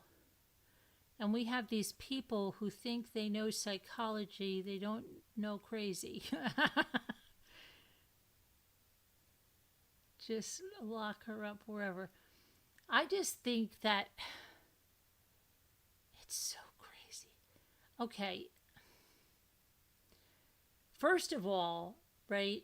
Okay. A man does this, right? We're like, just forget, he doesn't need a trial, put him in the electric chair, hang him. How could he do that? Okay, so then they'll say, well, a man doesn't go through birth, and he doesn't have postpartum psychosis, and he doesn't have this, and he doesn't have that. But how many people have postpartum depression and psychosis and do not kill their kids? She was never diagnosed with it. Never. I'm tired of all this dissecting. how bad her actions really are. She killed 1, 2, 3, all of her children. Yeah. And people just act like it's kind of like, I'm getting the feeling that, okay, well, she had those kids. They're an extension of her. So if she killed them in her, whatever they want to think, her sickness, then it should be okay because they were her kids. But each of those kids was their own person, right? Think about if that was you. What if that was you? Should you just be, your life mean nothing? That your mother could just do that to you? And that's it? These kids had hopes and dreams, right? Cora loved her dolls. She wanted to be a mother. She loved, right? Sophia the First, they got her the puzzle. She liked to do things. She had hopes and dreams. She had a lot of hopes and dreams. Dawson did. Callan was happy Callan. A wonderful, happy baby. Do their lives mean nothing? I think the prosecution laid out where you have her journal notes, her texts, doctors, therapists, things we're saying in chronological order. Walk the jury through the maze. Maybe we should let all the people like Lindsay who were on prescription drugs, alcohol, marijuana, gummies that kill their kids out of prison, and they take no responsibility. Not. Yeah, I think it's, you know what it is? They're using her as a poster child for what they feel they did not get validation for, right? Maybe they had postpartum depression. Maybe they even had a postpartum psychosis and they feel like they weren't taken seriously. And now they're using Lindsay Clancy to say, look, you better take this seriously. This could have been me. This could have been me. But why are you identifying with her? Because none of you killed your children. Thank God you didn't kill your children. Right? Why are they identifying with her? I don't get it. Why are you identifying with someone who killed her 3 children?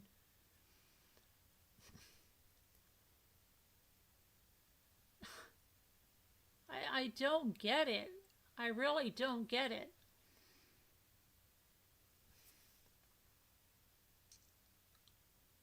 They don't even stop to think. People are so stupid they think this case to brag about their education. Yeah, and we all know that many of the people that go into psychiatry, psychology, are going in to find out what's wrong with them. That's a given. A lot of the people in that profession are trying to find out what's wrong with them. That's why it's something they're interested in. They're trying to find out what's wrong with them.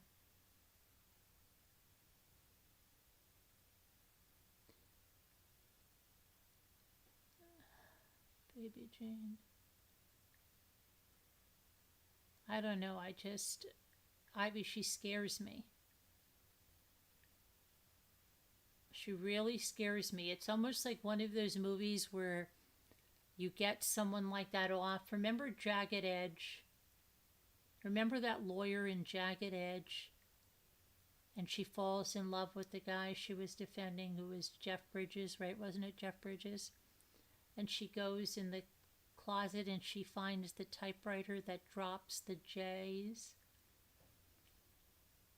And just when she thinks he was innocent, he was guilty, and all of a sudden the fear jumps in her, and it jumps in all of you watching the movie, and you're like, hurry up, get out of there.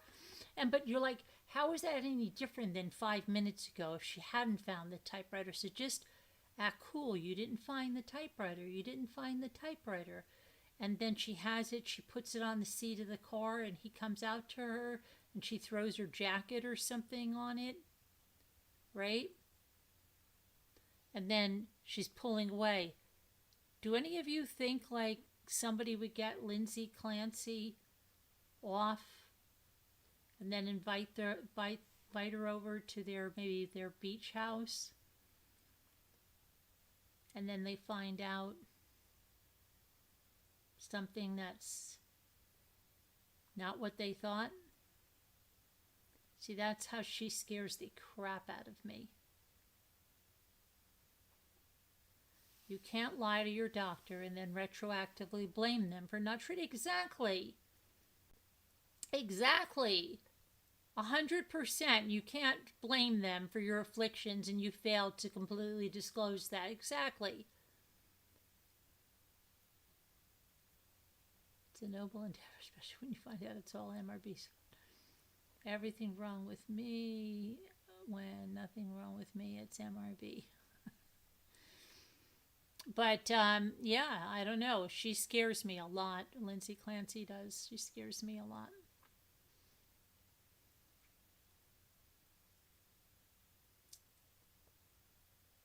Sorry. I mean, there's so many people that just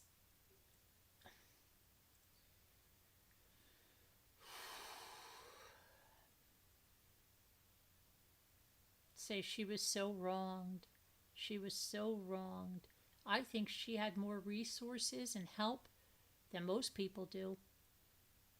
Right? We didn't find out that they were drowning in debt and worried about money. No. Right? She had her kids. They were going to the gym. She was dropping the kids off. She had childcare. She'd go to the gym. She had all of that. Right? They're going to the water park at the Cape Cotter, wherever the heck that was. And they have their friends. They went to the fire, had that fire with those other friends, right? They're getting takeout. It's like,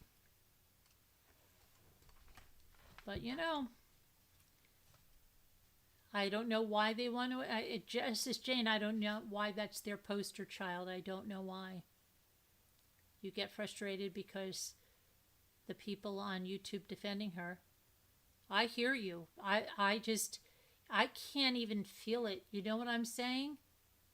I don't feel it. I feel for those kids. The terror, the horror they must have had, right? This is their mother. Can you imagine? I can't. Can you imagine your mother doing that to you? That has to be like a nightmare, right? Even somebody's mother who your mother gets upset with you, she yells at you, she says, oh, you shouldn't have done that, I'm disappointed in you, whatever, right? Okay, that's bad enough for a lot of people. But now your mother, who you should be able to go through for anything. Your mother should be there for you, even if she's upset you did something, but she loves you unconditionally. And now your mother is coming at you, sitting on top of you, putting an exercise band around your neck, and you can't breathe. And you're choking and you're dying at 5 years old. You're dying with your face in a carpet. That's horrendous.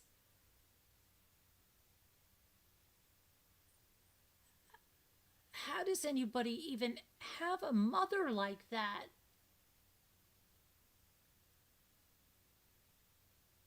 And then she does the little baby who she just said she wanted to parent alone, like she was upset. Oh my goodness. That, she didn't have that special time with him. So she chokes the life out of this little child. Ugh. And then little Dawson, who just dressed himself for the first time that day. He dressed himself and she choked the life out of him. And then people say, poor Lindsay Clancy? What about poor Cora? What about poor Cora and Dawson and Callan?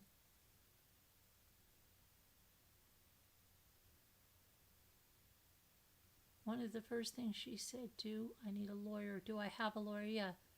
Not what did I do? Not how are my kids? She didn't even know. Callan was still alive. He was brain dead, but he was still alive. She didn't even know that.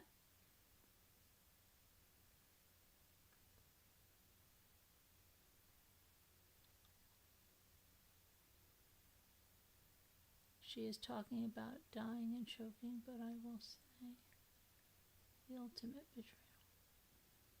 And then she's crying during the autopsy, hearing what she did, right? Hearing what she did because she can't take it.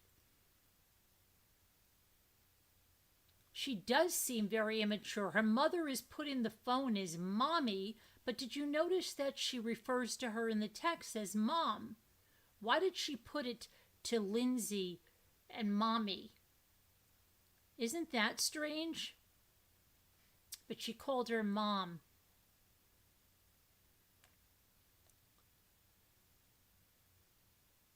Five, 3, and 8 months old. Yeah. Horrible.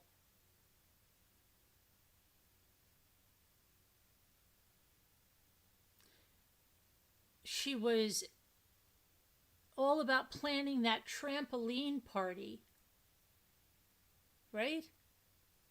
But just a mere 2 weeks, 3 weeks, she takes their lives. She's worried about gift and goodie bags. Seems it was about appearances. Okay? Oh, it's about the party. It's about the appearances. What about loving your kids? It's just so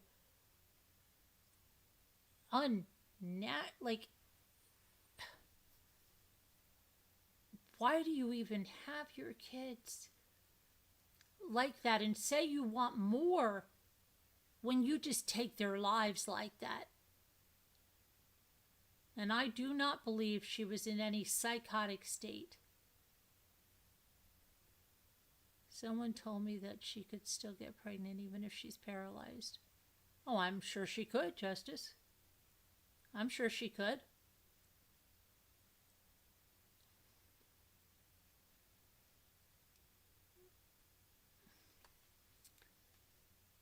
I think she went after... Oh, I think she killed Dawson first, yes, in that office, so that the other two didn't know. She probably closed the door, and the other two were probably in that other room, maybe watching something or doing something, and she took care of... She killed Dawson. I shouldn't sanitize it. She killed him.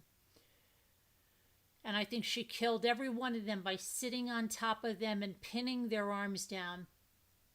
You can't tell me that Cora is not going to naturally try to grab something on her neck. Right? No. I think she sat on them, face down, put that thing around their neck, and just squeezed the life out of them.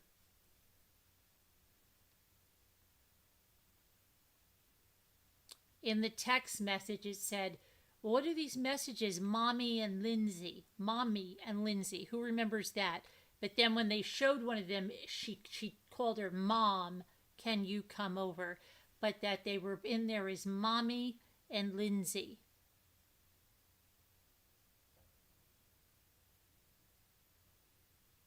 You think she killed him last and he ran? I don't think so.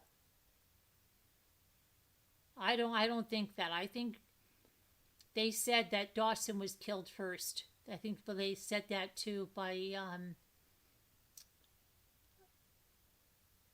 I think that's why he was in a different room.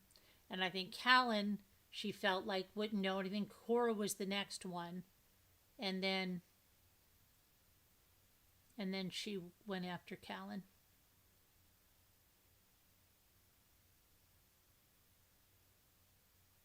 Mr. Wu says she should go away forever. I don't care where. Passenger, I think she did too. She doesn't care where. I missed the part about mommy. What did Passenger say?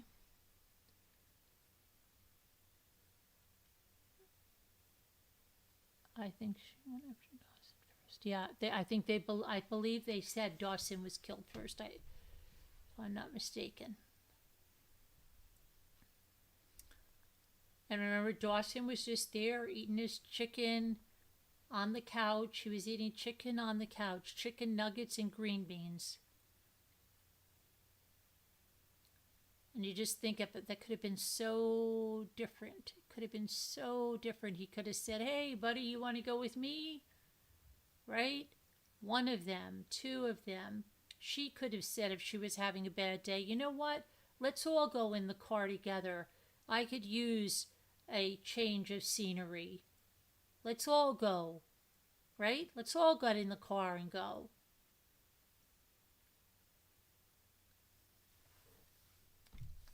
Could have been so different.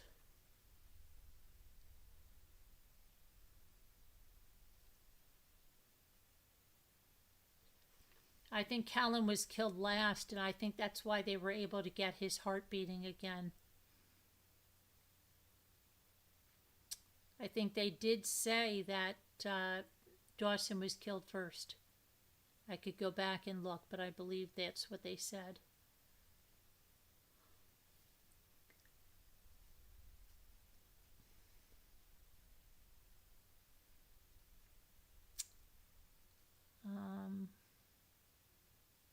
There's no logic, the logic we're using right now.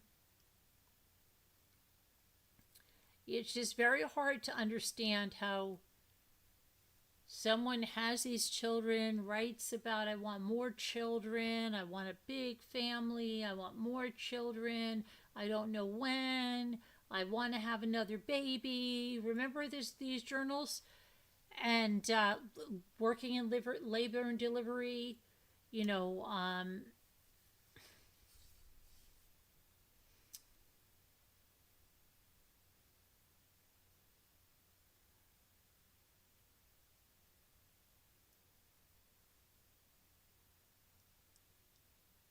we don't know, right? Except that she scares the crap out of me. She really does. And people say, oh, her crying was real. Her crying was real. Maybe it was. Maybe it could be for different reasons.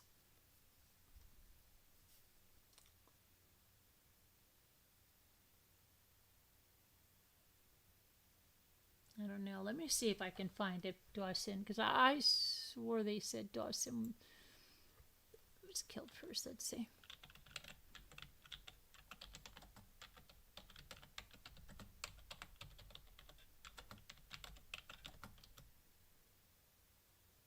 See, it does say she killed Dawson first. Listen. They just stated that she killed the kids in this order. Dawson, Cora, and then Callan. I think this information is very telling based on comments on how he was the most difficult person she has ever known.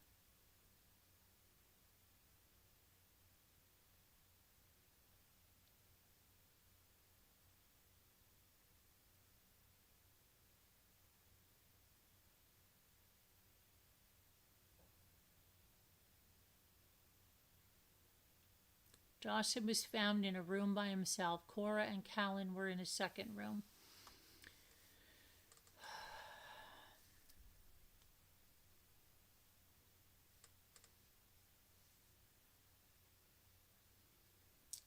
So from what I heard, her Apple Watch registered her climbing stairs before calling him back, and she never descended the stairs again.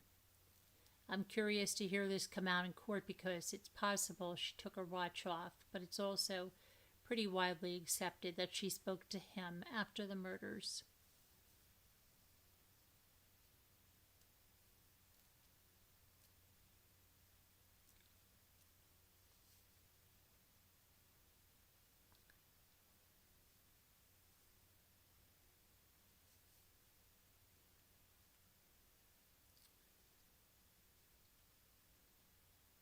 Patrick texted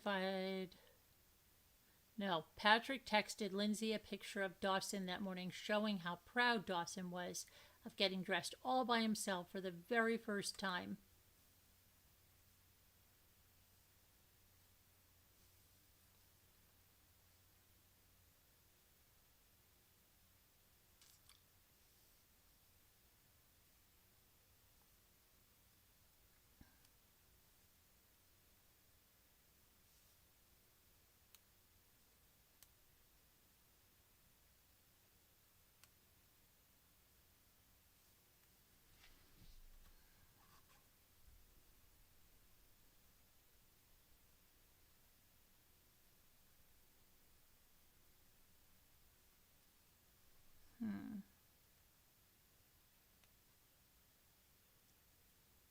She was standing at the door to the basement holding the baby when Patrick left the house. She was ready to go as soon as he left.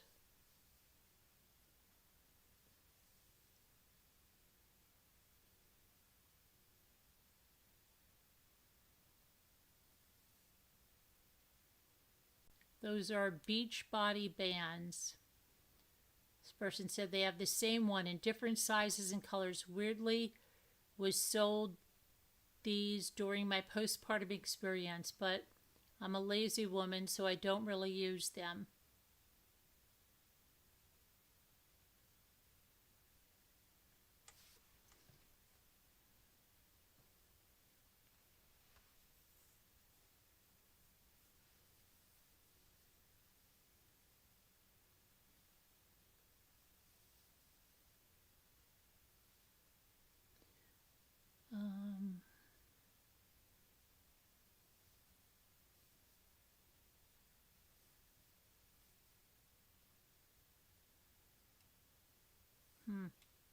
So I do say that Dawson, Cora, and Callan in that order.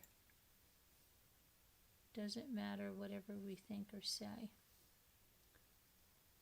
She went insane. So what? A little bit about it. It doesn't matter whether we think or say. This is the ultimate analysis beyond all this legally insane, this or that. But what is the jury thinking, right? Okay, we know a lot other than just what the jury is saying. Just what the jury is hearing. And based on just what the jury is hearing, what do you think that they think? See, I'm scared they're going to say, as much as they say don't act on sympathy, some of these jurors might say, how can we put a paralyzed woman in prison? How can we do that? How can we put her in prison? She was a good mother. Everybody said it. How can we put her in prison? Let's just put her in the psych ward. She's in her own prison. I don't know. Could they be saying that?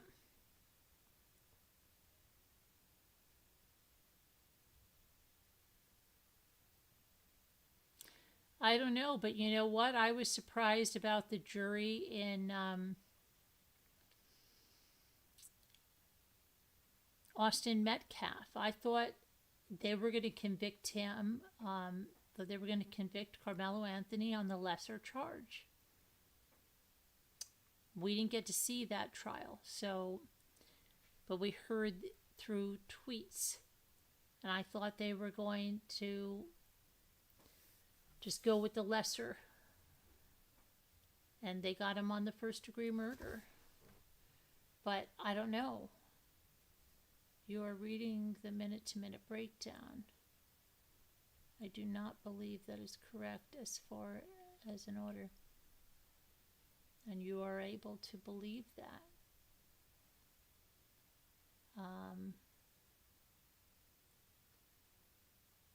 I think it is based on the medical examiner's report, Ivy. I think the prosecution said that order. The jury will say she went through a 10-minute psychotic break.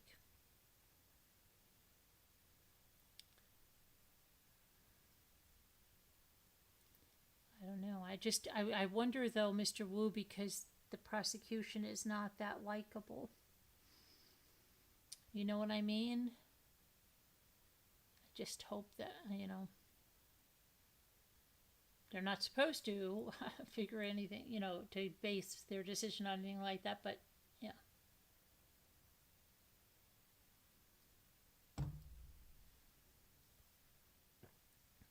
Okay, you go back and read it. I just don't know. And you know what? We're 50 minutes late. We're 50 minutes late for our next live, but it's okay. Sometimes that's the way things happen. I wonder, let me see if anybody that's in the courtroom has tweeted what the jury looks like.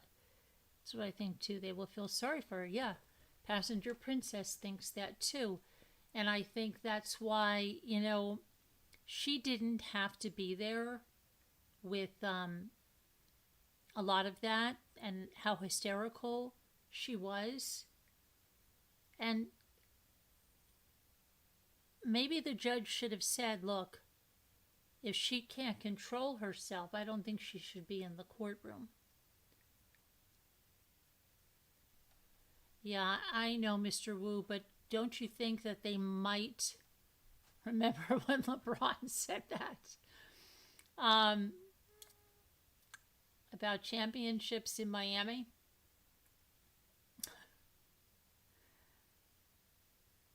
Older woman I read.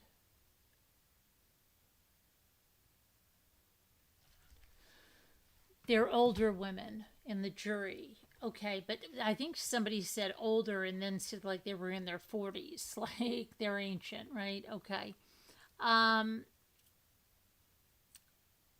Not one, not two. Right. 3 children, yeah.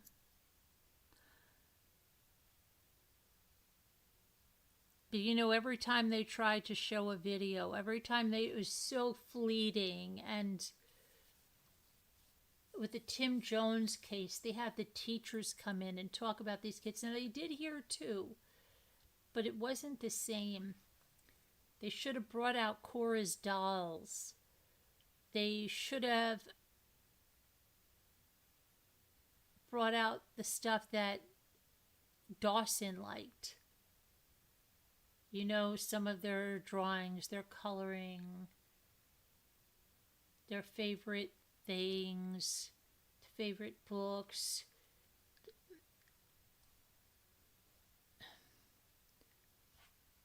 I know they've tried a little bit, but this other prosecutor was so good at it.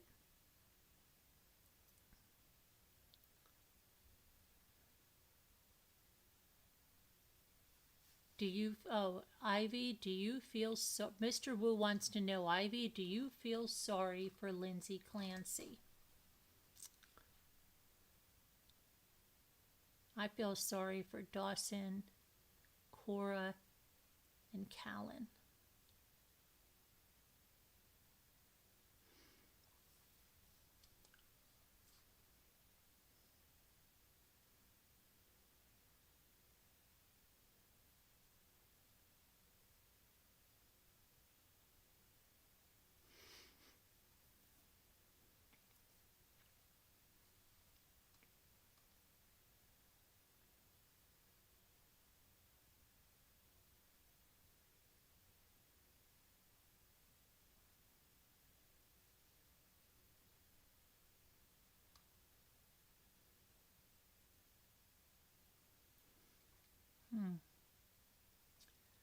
Just, oh my gosh.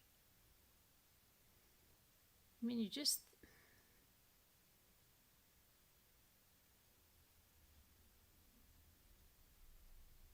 people want to put this, oh, mental illness is not taken seriously in this country. Yeah, okay. But Lindsay Clancy is not your poster girl.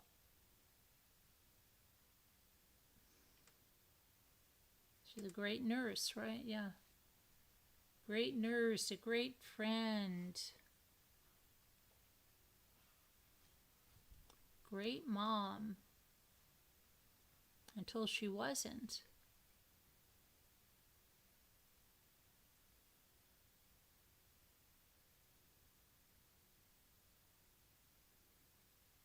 I'm waiting to see if Ivy answers you. Ivy, do you feel sorry for Lindsay Clancy? Who here feels sorry for Lindsay Clancy? It's okay to have that opinion if it's your opinion. Who here feels sorry for Lindsay Clancy?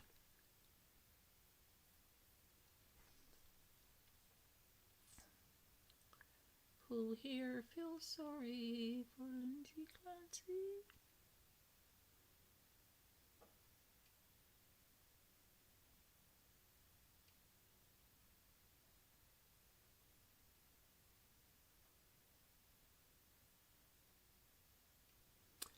You know, I'll tell you a story. Back in the day, before people talked about a lot about mental illness, there was, my mother told me, a woman in their neighborhood, okay, amongst these, my mother was a young mother, friends were young mothers. Well, this woman, she lived on the street, okay, and they were Catholic, and they didn't use any birth control, and she had 6 children in probably 6 years, okay? And one day, she went outside and took all of the cloth diapers. They didn't have disposable diapers. This is back in the day, okay? She put them on the driveway, and she poured gasoline on them, and she lit them on fire, and my mother said she went away. Nobody ever saw her again. She went away to the loony bin, okay? This is back in the day, guys, the 1940s maybe, okay? She went, 1950s, she went away. She didn't kill her kids. She did not kill her kids. She started a fire in her driveway with baby diapers. And then her husband, I guess in the family, they did something with the kids, and nobody ever saw her again because they didn't talk about it. But you have somebody like that. See, this is what I'm saying. She didn't kill her kids. And I'm sure she didn't have doctors, and I'm sure she wasn't given antidepressants, and I'm sure she didn't have a nanny, and I'm sure she didn't have a lot of the things that Lindsay had. And she still didn't kill her kids. So, and you know, and this over-medicated, how come the only thing she liked, she went away, Mr. Wu?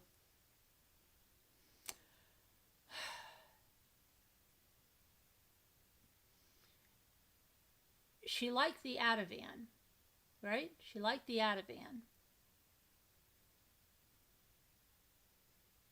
Wasn't it Patrick that said he was afraid she was getting addicted to it? And then, you know what? But she had all of this, and you're telling me she had this crazy time where she never had an auditory hallucination, and she had one auditory hallucination, and she didn't, when she had this auditory hallucination, here's what the thing, she was able to call Patrick back, right? Why didn't she call him when she got that auditory hallucination and said, oh my gosh, get back here right away, I just had a voice, Tell me something. Right? Get back here. Get back here. Why didn't she lock herself in a bathroom and call him and say, hurry home right away. I'm scared. Okay? His voice is telling me something. You've got to get me help. Get me out of here. Get me to a hospital. She had so many people. Her mother, her sister was a social worker. I mean, her husband, her friends who were nurses and worked in labor and delivery.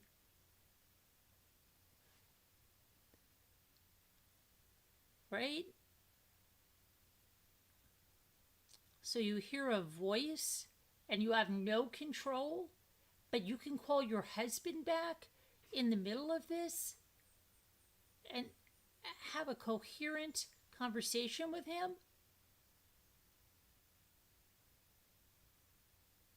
We agree on this. I do not believe that she just had one auditory hallucination. I'm trying to think what the Ivy, I thought in the beginning, did you change your idea, Ivy? Did you get, because I thought in the beginning you were more towards that. I thought you didn't believe this was, maybe I have you mixed up with somebody else. Patrick F. the Chinese food or whatever it was, get back here, right. Yeah. She kept calm while talking to him on the phone.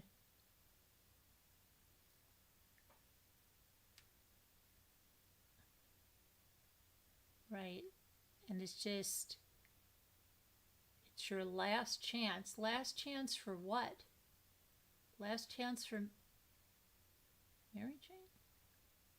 Last chance.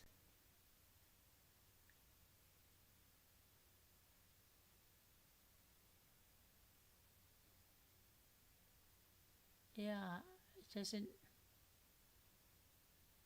exactly murder, yeah. I don't know. There's so many people that I think are so desperate to have a poster child for what they think is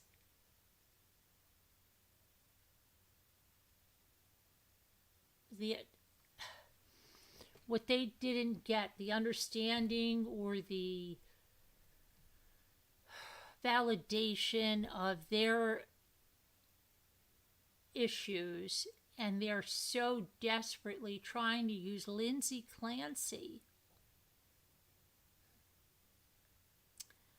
No, I thought that you changed your opinion. I was thinking Mommy Ramblings was leading towards not guilty. Oh, no, I've really, like, you remember Scooter, Ivy?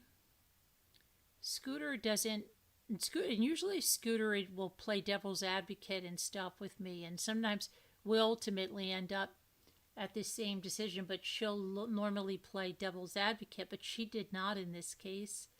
She just did not. She was even more resolute about who she thought Lindsay Clancy was. And I know she said she did not feel any sympathy for Lindsay Clancy. She felt Lindsay Clancy knew what she did. Right, intrusive thoughts. A lot of people have intrusive thoughts, right? They're not auditory hallucinations. They're intrusive thoughts. But something happened to my life.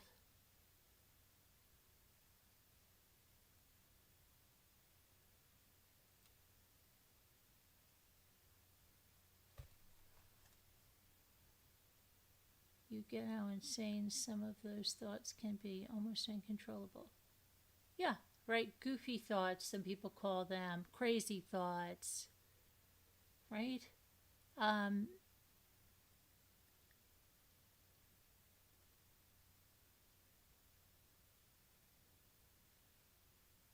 Yeah, I understand intrusive thoughts. I think a lot of people do. I think a lot of people have probably had intrusive thoughts at one point. I think we all have. Well, we can't speak for everybody. It's like saying everybody likes pasta. You can't say that. Everybody does. But I think a lot of people understand intrusive thoughts.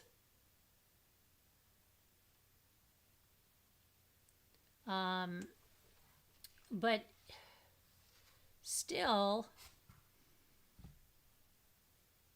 no, those thoughts would never be a reason. And you'd have to say, hey, I'm not doing too well here. I need some help, right? I need some help.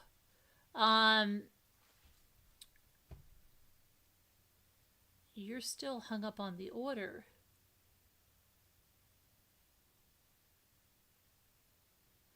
The prosecution, I believe, said that order, Ivy. That's why.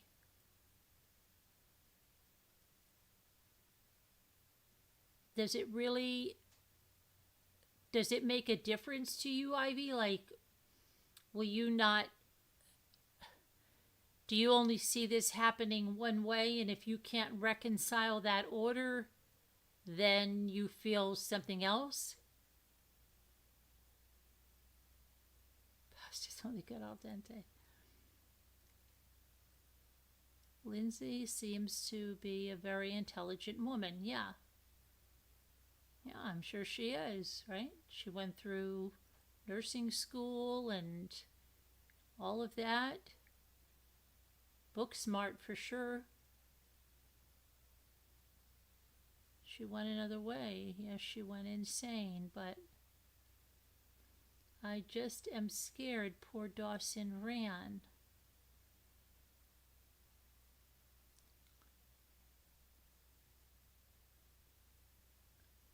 I don't think he ran, Ivy. I really don't think he ran. I think she intentionally took him in another room. I don't think he ran.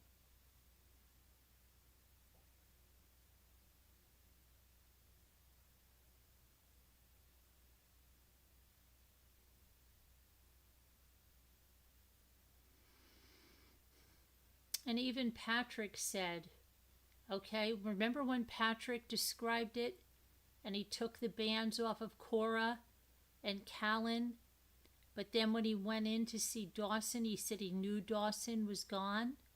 Remember when he said that?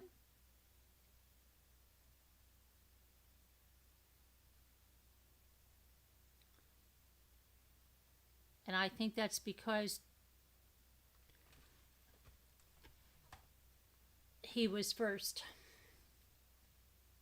Is there an argument? She made her own creation suffer.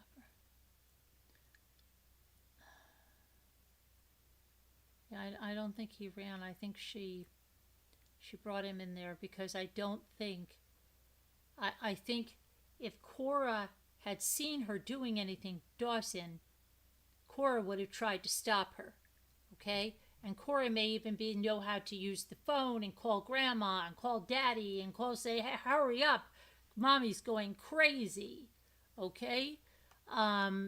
She couldn't let Cora see what's going on.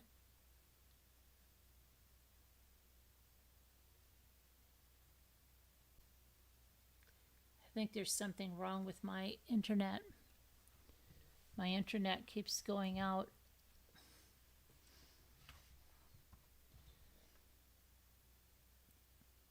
Yeah, Cora was 5. She would have known.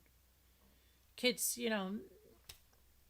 now with cell phones, it's, easier than ever to call somebody. You can even say, Siri, call, blah, blah, blah, blah. Have you seen the short of her when she was a new graduate? When she was Lindsay Musgrove? No, I didn't, Passenger. What is that about? Does that,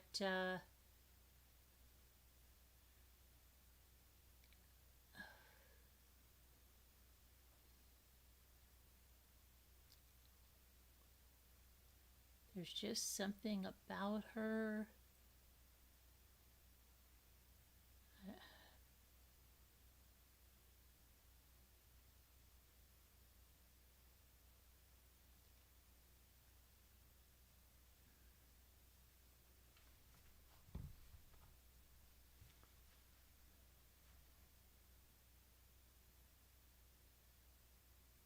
She was Lindsay Musgrove. How many children? Is it just her and her sister in the family? Is it just her and her sister? Does anybody know that? This may sound strange, or maybe I've been watching true crime for too long, but in her twisted way, the bands reminded her of baby umbilical cords. Her being a labor and delivery nurse and all. Yeah, they were different. I could show you. I was trying to explain to Linda what they are. And we have some, they're flat and stretchy. And you get them, like Jimmy had to get some for his shoulder, and we have them right here. They're hooked up to the sliding, the French door handle on the sliding French doors here, so that you can just come in and you can work out your arm. But they're flat bands, right? They're like a flat piece of stretchy stuff. That's what I thought. Until I saw those. That's what I thought it was, and I was trying to explain it to Linda. But then when I saw those bands, and you're right, they do look like umbilical kind of cords, but they are, I guess, that beach body that she was so passionate about. Yeah.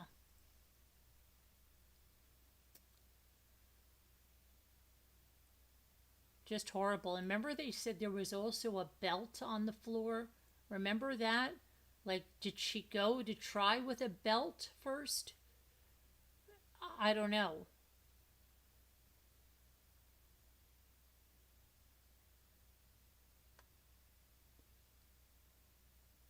Because remember when they made it, somebody was trying to make it sound like she just tied them on. You really, that's what I was thinking about, the kind like this. Yeah, that's kind of easy to tie on, but these other ones, weren't they like doubles?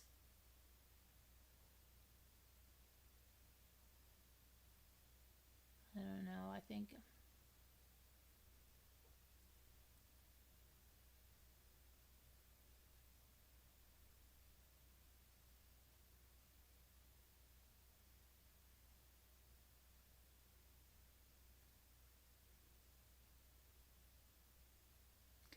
And yet,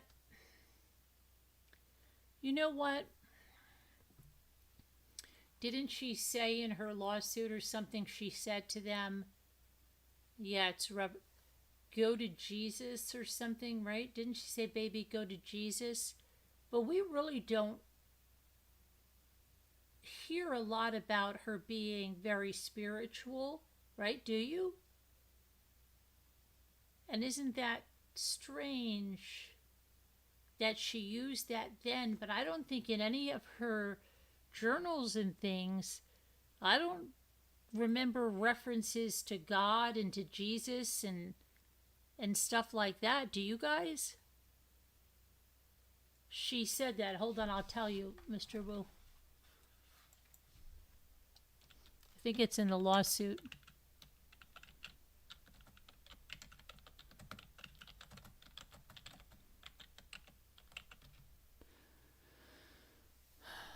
Let's see.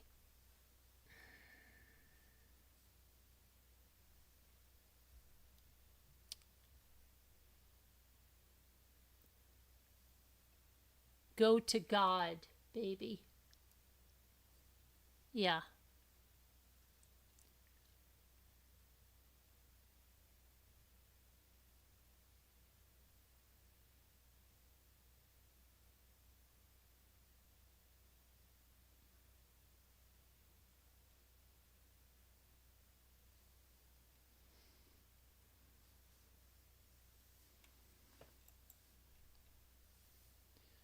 Let's see here.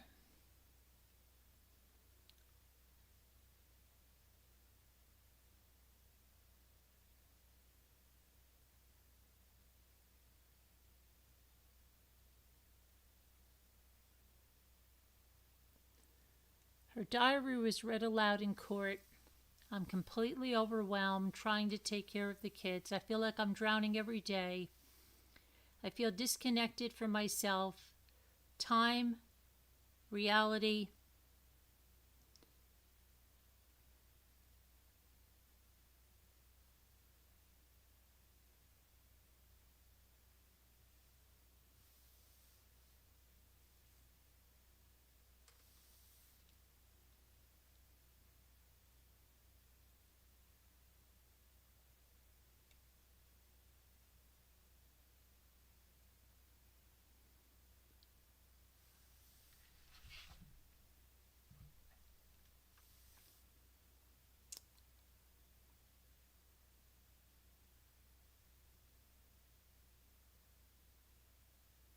Let's see, yeah, good.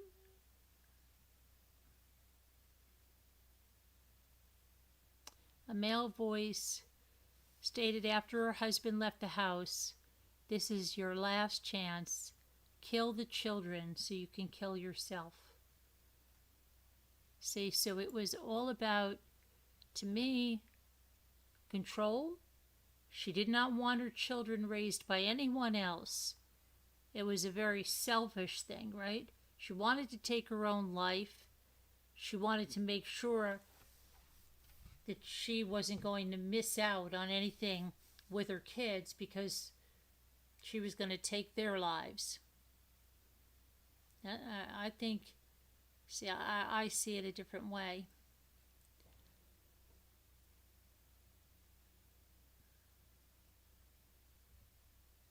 Lindsay told her kids, "Go to God, baby," as she strangled them.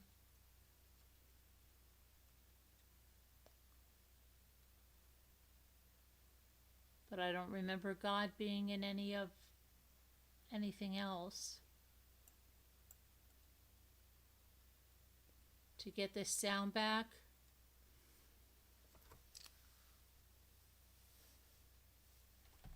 you don't have to kill all three. You don't have to kill any of them, right?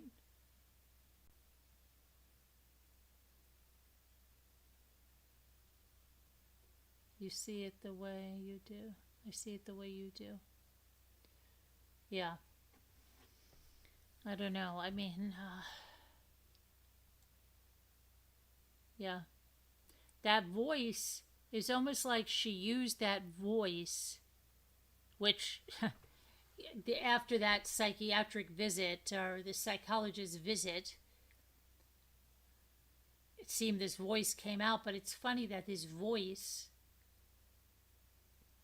told her to do what seems that she wanted to do, right?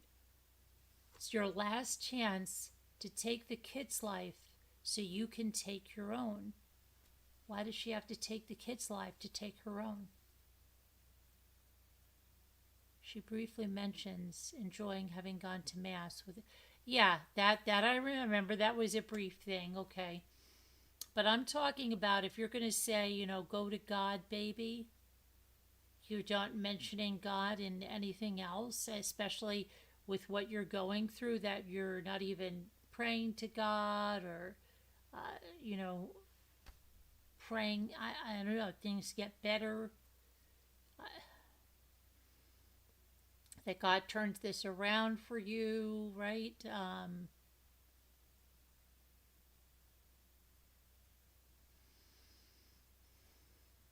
don't know. It's very,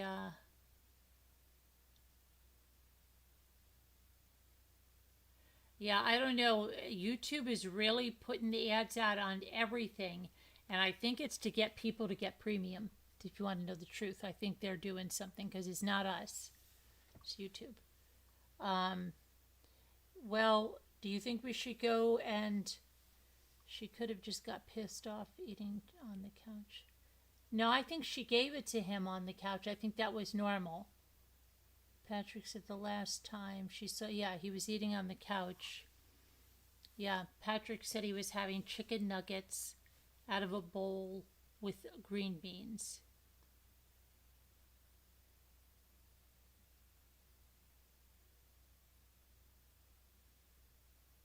Poor kid. right? Poor kid. You know, Cora should be 9 years old now. Wait, what? Yeah, right. 3 years ago, she should be 8. I'm sorry, 8.5. Dawson would be 6. Callan would be almost 4, or he would be 4 in May. Yeah. Mm-hmm.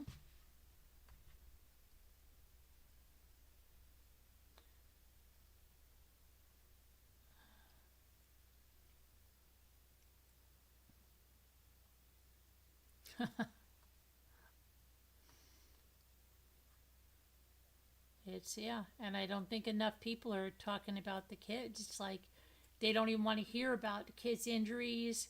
I don't want to hear about this. Oh, that's overkill. Why are they doing that? Right? Why are they doing that? They would just like it best if we don't even discuss the kids in the court. In the short, you can tell she has a bland personality and a darkness in there. Yeah, I don't know, Passenger Princess. She really scares me. She really scares me. But do you think we should go over to Jamie Komorowski and listen to some more of that?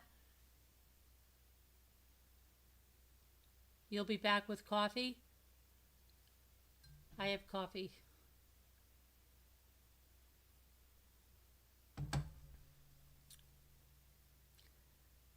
You know, I am watching also Mario Fernandez's trial.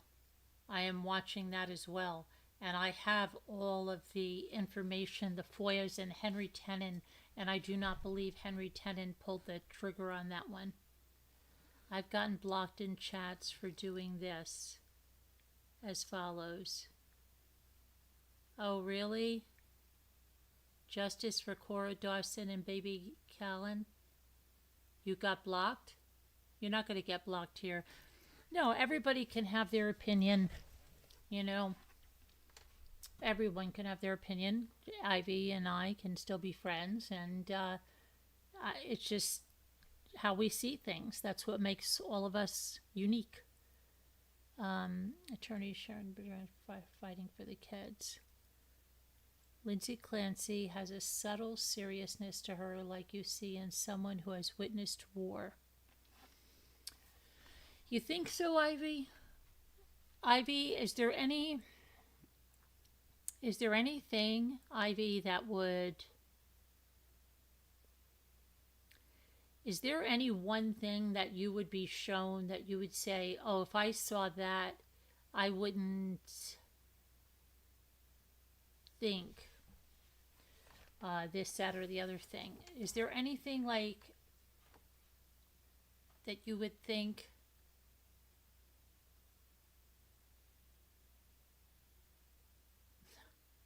Yeah, Ivy's good people. Ivy's good people, even though. You would even buy her a scone. No, Ivy's okay. Ivy's okay because Ivy's not trying to make us see her way, and we're not bashing her over the head and trying to make her see our way. We're just all saying that's how a jury is, right? What if we were all the jury? Well, you do not a hung jury, so you try to convince Ivy, but if she came out and told the world that she did it and did it on purpose and was completely saying that, I would lose all hope in humanity. Okay. Ivy, Frilly's with you. We can still be friends, right, Frilly, even though we don't agree? I hope so, Frilly. Ivy and I are still friends, even though we don't agree. I don't agree, and I hope that we can still be friends, Frilly. I just don't see it. She scares the absolute crap out of me.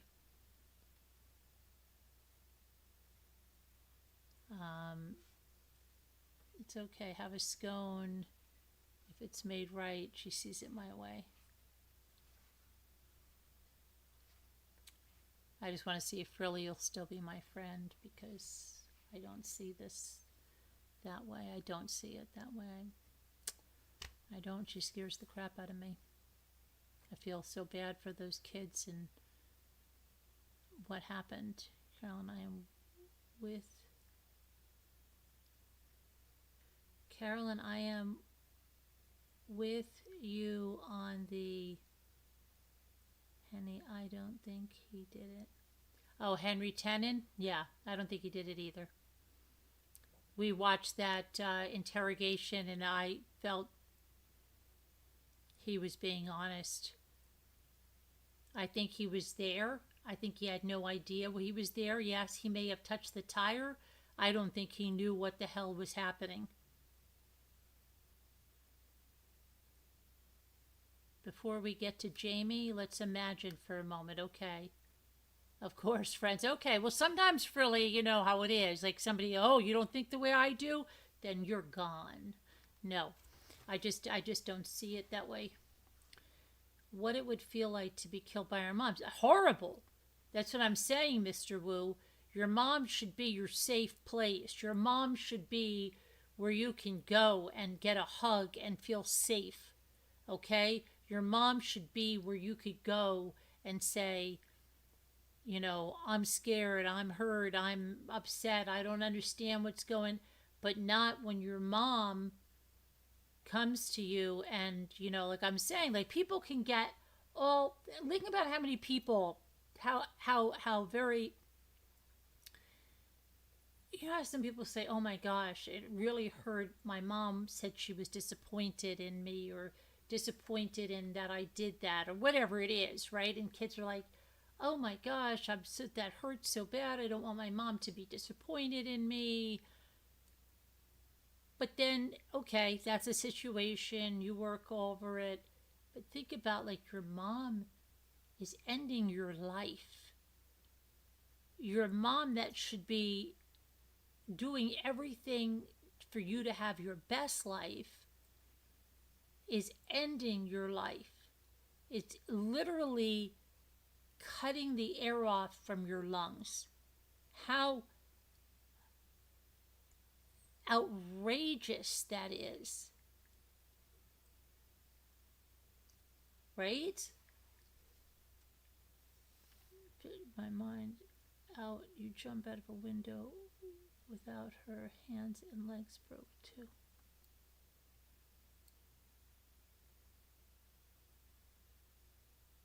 Strangling.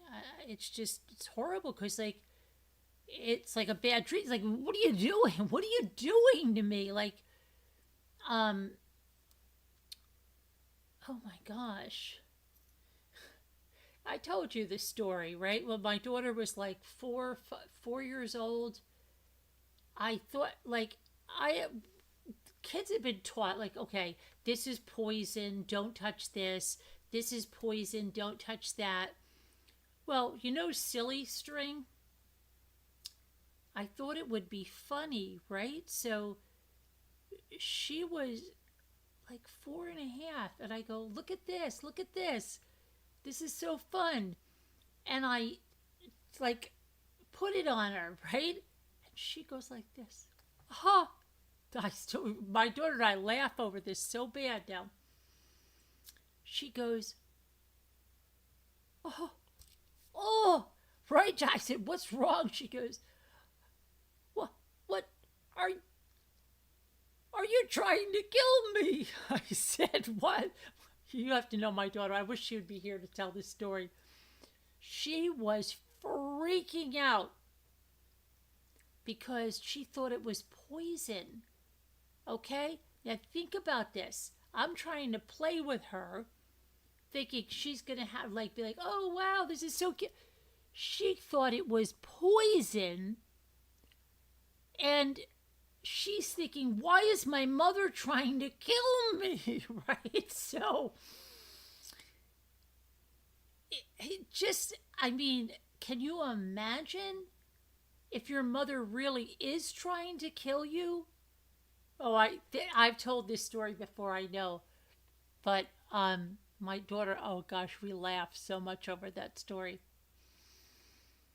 because you had to know my daughter like a little kid, 'cause she was very precocious. And are you trying to kill me? I said, it's silly string. It's silly string.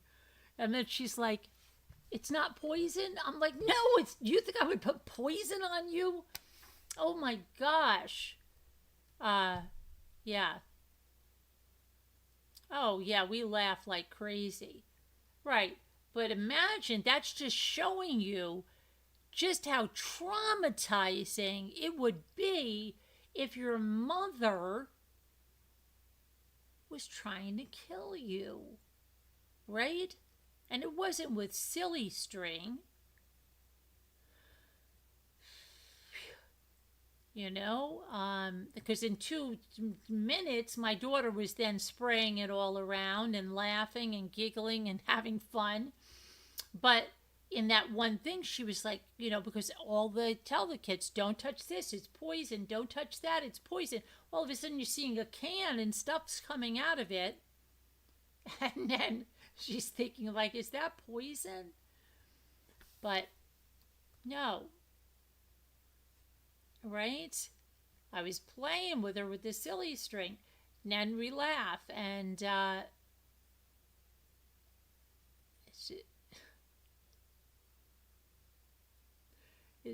expression, though, is just priceless. And that we just laugh and laugh over it now. She tells everyone, Mom, tell them about the silly string. Mom, tell them about my reaction to the silly string. But, yeah, I'm like, and then I said, do you think I would do anything that would hurt you? Do you ever think that? And she's like, no, I didn't think that. But she's like, but she had been so conditioned that, you know, Mr. Yuck stickers, that she was, you don't spray an aerosol at anybody. She didn't know silly string from a hole in the wall. But that was easily rectified. Well, think about what if the last thing, you know, all you do is remember, like, hey, Mommy, you want to watch that? And then she jumps on your back.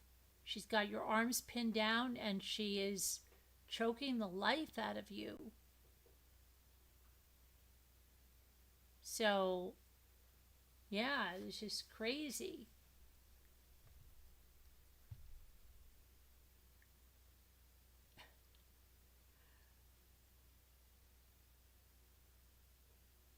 But,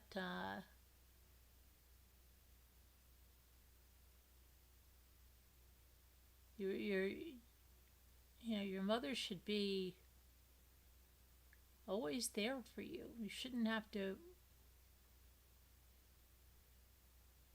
I think it's horrible. I can't even imagine. I feel so bad for those kids.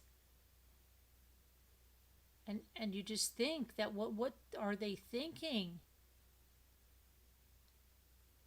Like, is my mom playing? What is my mom doing? What is my mom do? Mom, stop, I can't breathe. Oh, you know what? I have another example. Remember when we were kids, we were always told the plastic bag warnings, don't ever put this over your head, don't ever put that over your head. Well, my brother, okay, I have 3 older brothers and an older sister. And my middle oldest brother was 18 years older than me. And so I think I was like 4 years old. So he thought it was funny, and it was like this pink blanket. And like, he put it over me to play around, and then he like picked me up. And all I thought about, now here's this, I forgot about this right now, but see how I still remember this?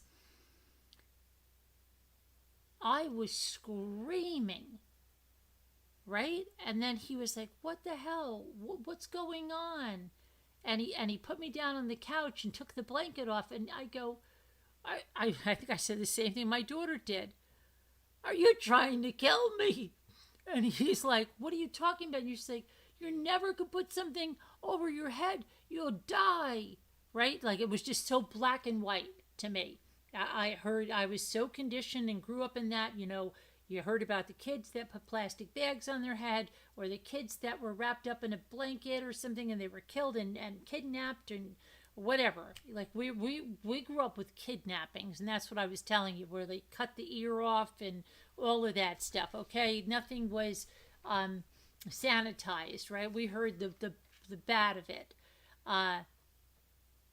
Yes, because I remember this. I remember the blanket. I remember where I was, and I remember it being so black and white that I literally thought somebody put a blanket over you. You died.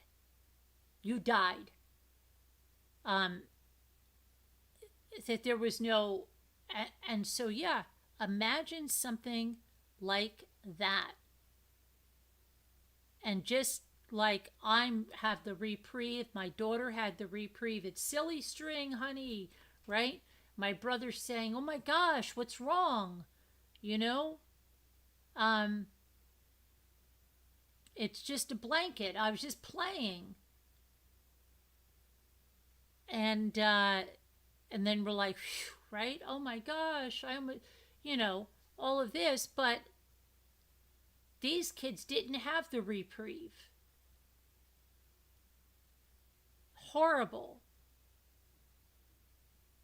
You don't think she did it. You did until Patrick got on the stand. You really think Patrick did this, really? Planet says, how about the defense is another Hail Mary, not except weaker, and maybe another plausible defense for future killer moms. I still sympathize with moms with PPD. Absolutely. I sympathize with moms with PPD. But she's not their poster child. Yeah, because Mr. Wu, just those horrible feelings for a minute, and then you're thinking, phew, hey, my brother didn't really try to kill me. And my daughter's like, phew, it's just silly string. These kids didn't have that. Their mom wasn't playing. Their mom wasn't trying a new exercise. Their mom was killing them.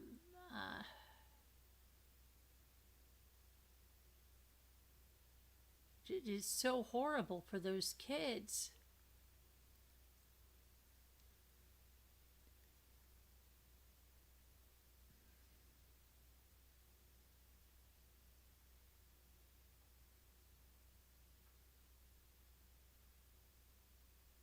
It's horrible.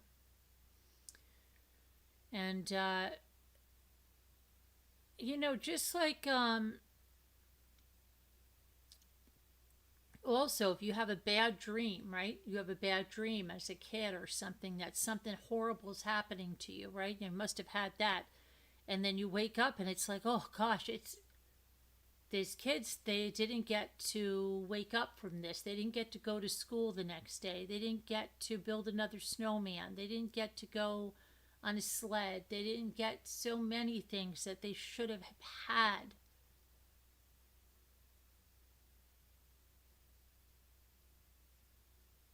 Do you understand uncontrollable anxiety?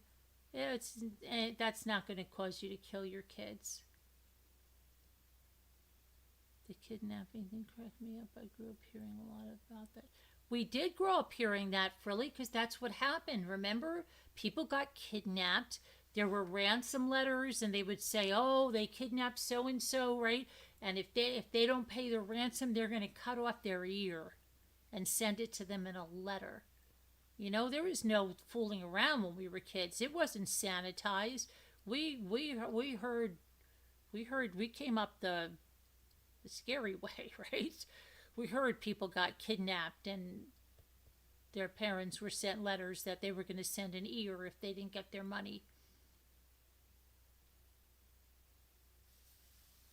Yeah, I understand anxiety. A lot of it. Yes. Yes.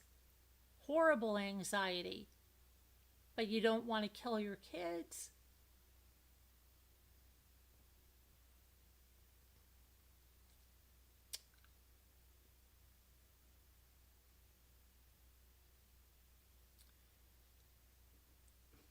Did you get to watch today's trial?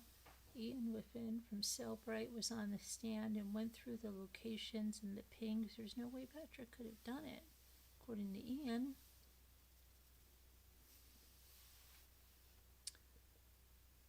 Hold on, I gotta let my doggies in. You guys. Hold on. Talk amongst yourselves for a minute. We still have to do some Jamie.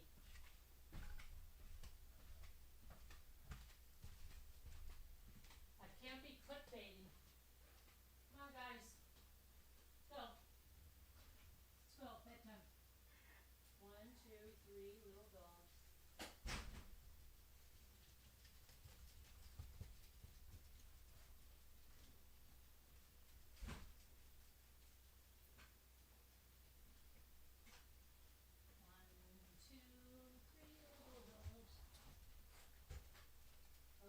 Who wants treats?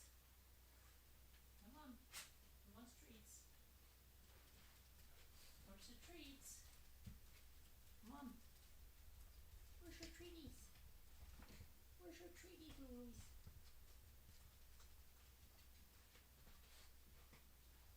Oh boy. Don't look at me. Are you tired? Are you tired?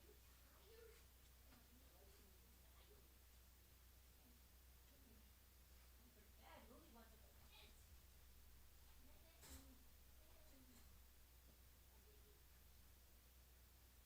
Yes, you're gonna stay there. Okay. All right, let's see. All right. We do have to do Lindsay. This. What you doing, this? All right, so let's see. We do have to take care of Jamie. Let's hear Jamie's dad. You're starting to like that guy? All right, it's going to turn you right over. The Apple Watch was not with her. The watch was still registering after she was in the hospital because Patrick had it. It was not found during the search warrant search. Okay, well, tomorrow we'll talk more about Lindsay. I will do the Mario Fernandez trial too. I'll probably cover 2 or 3 days at a time in that one. That's going to be a shorter trial. It's only going to be about a week and a half, I think they said. Yeah, but we'll go through that. All right, I'm going to switch us over. So come on back now. You hear?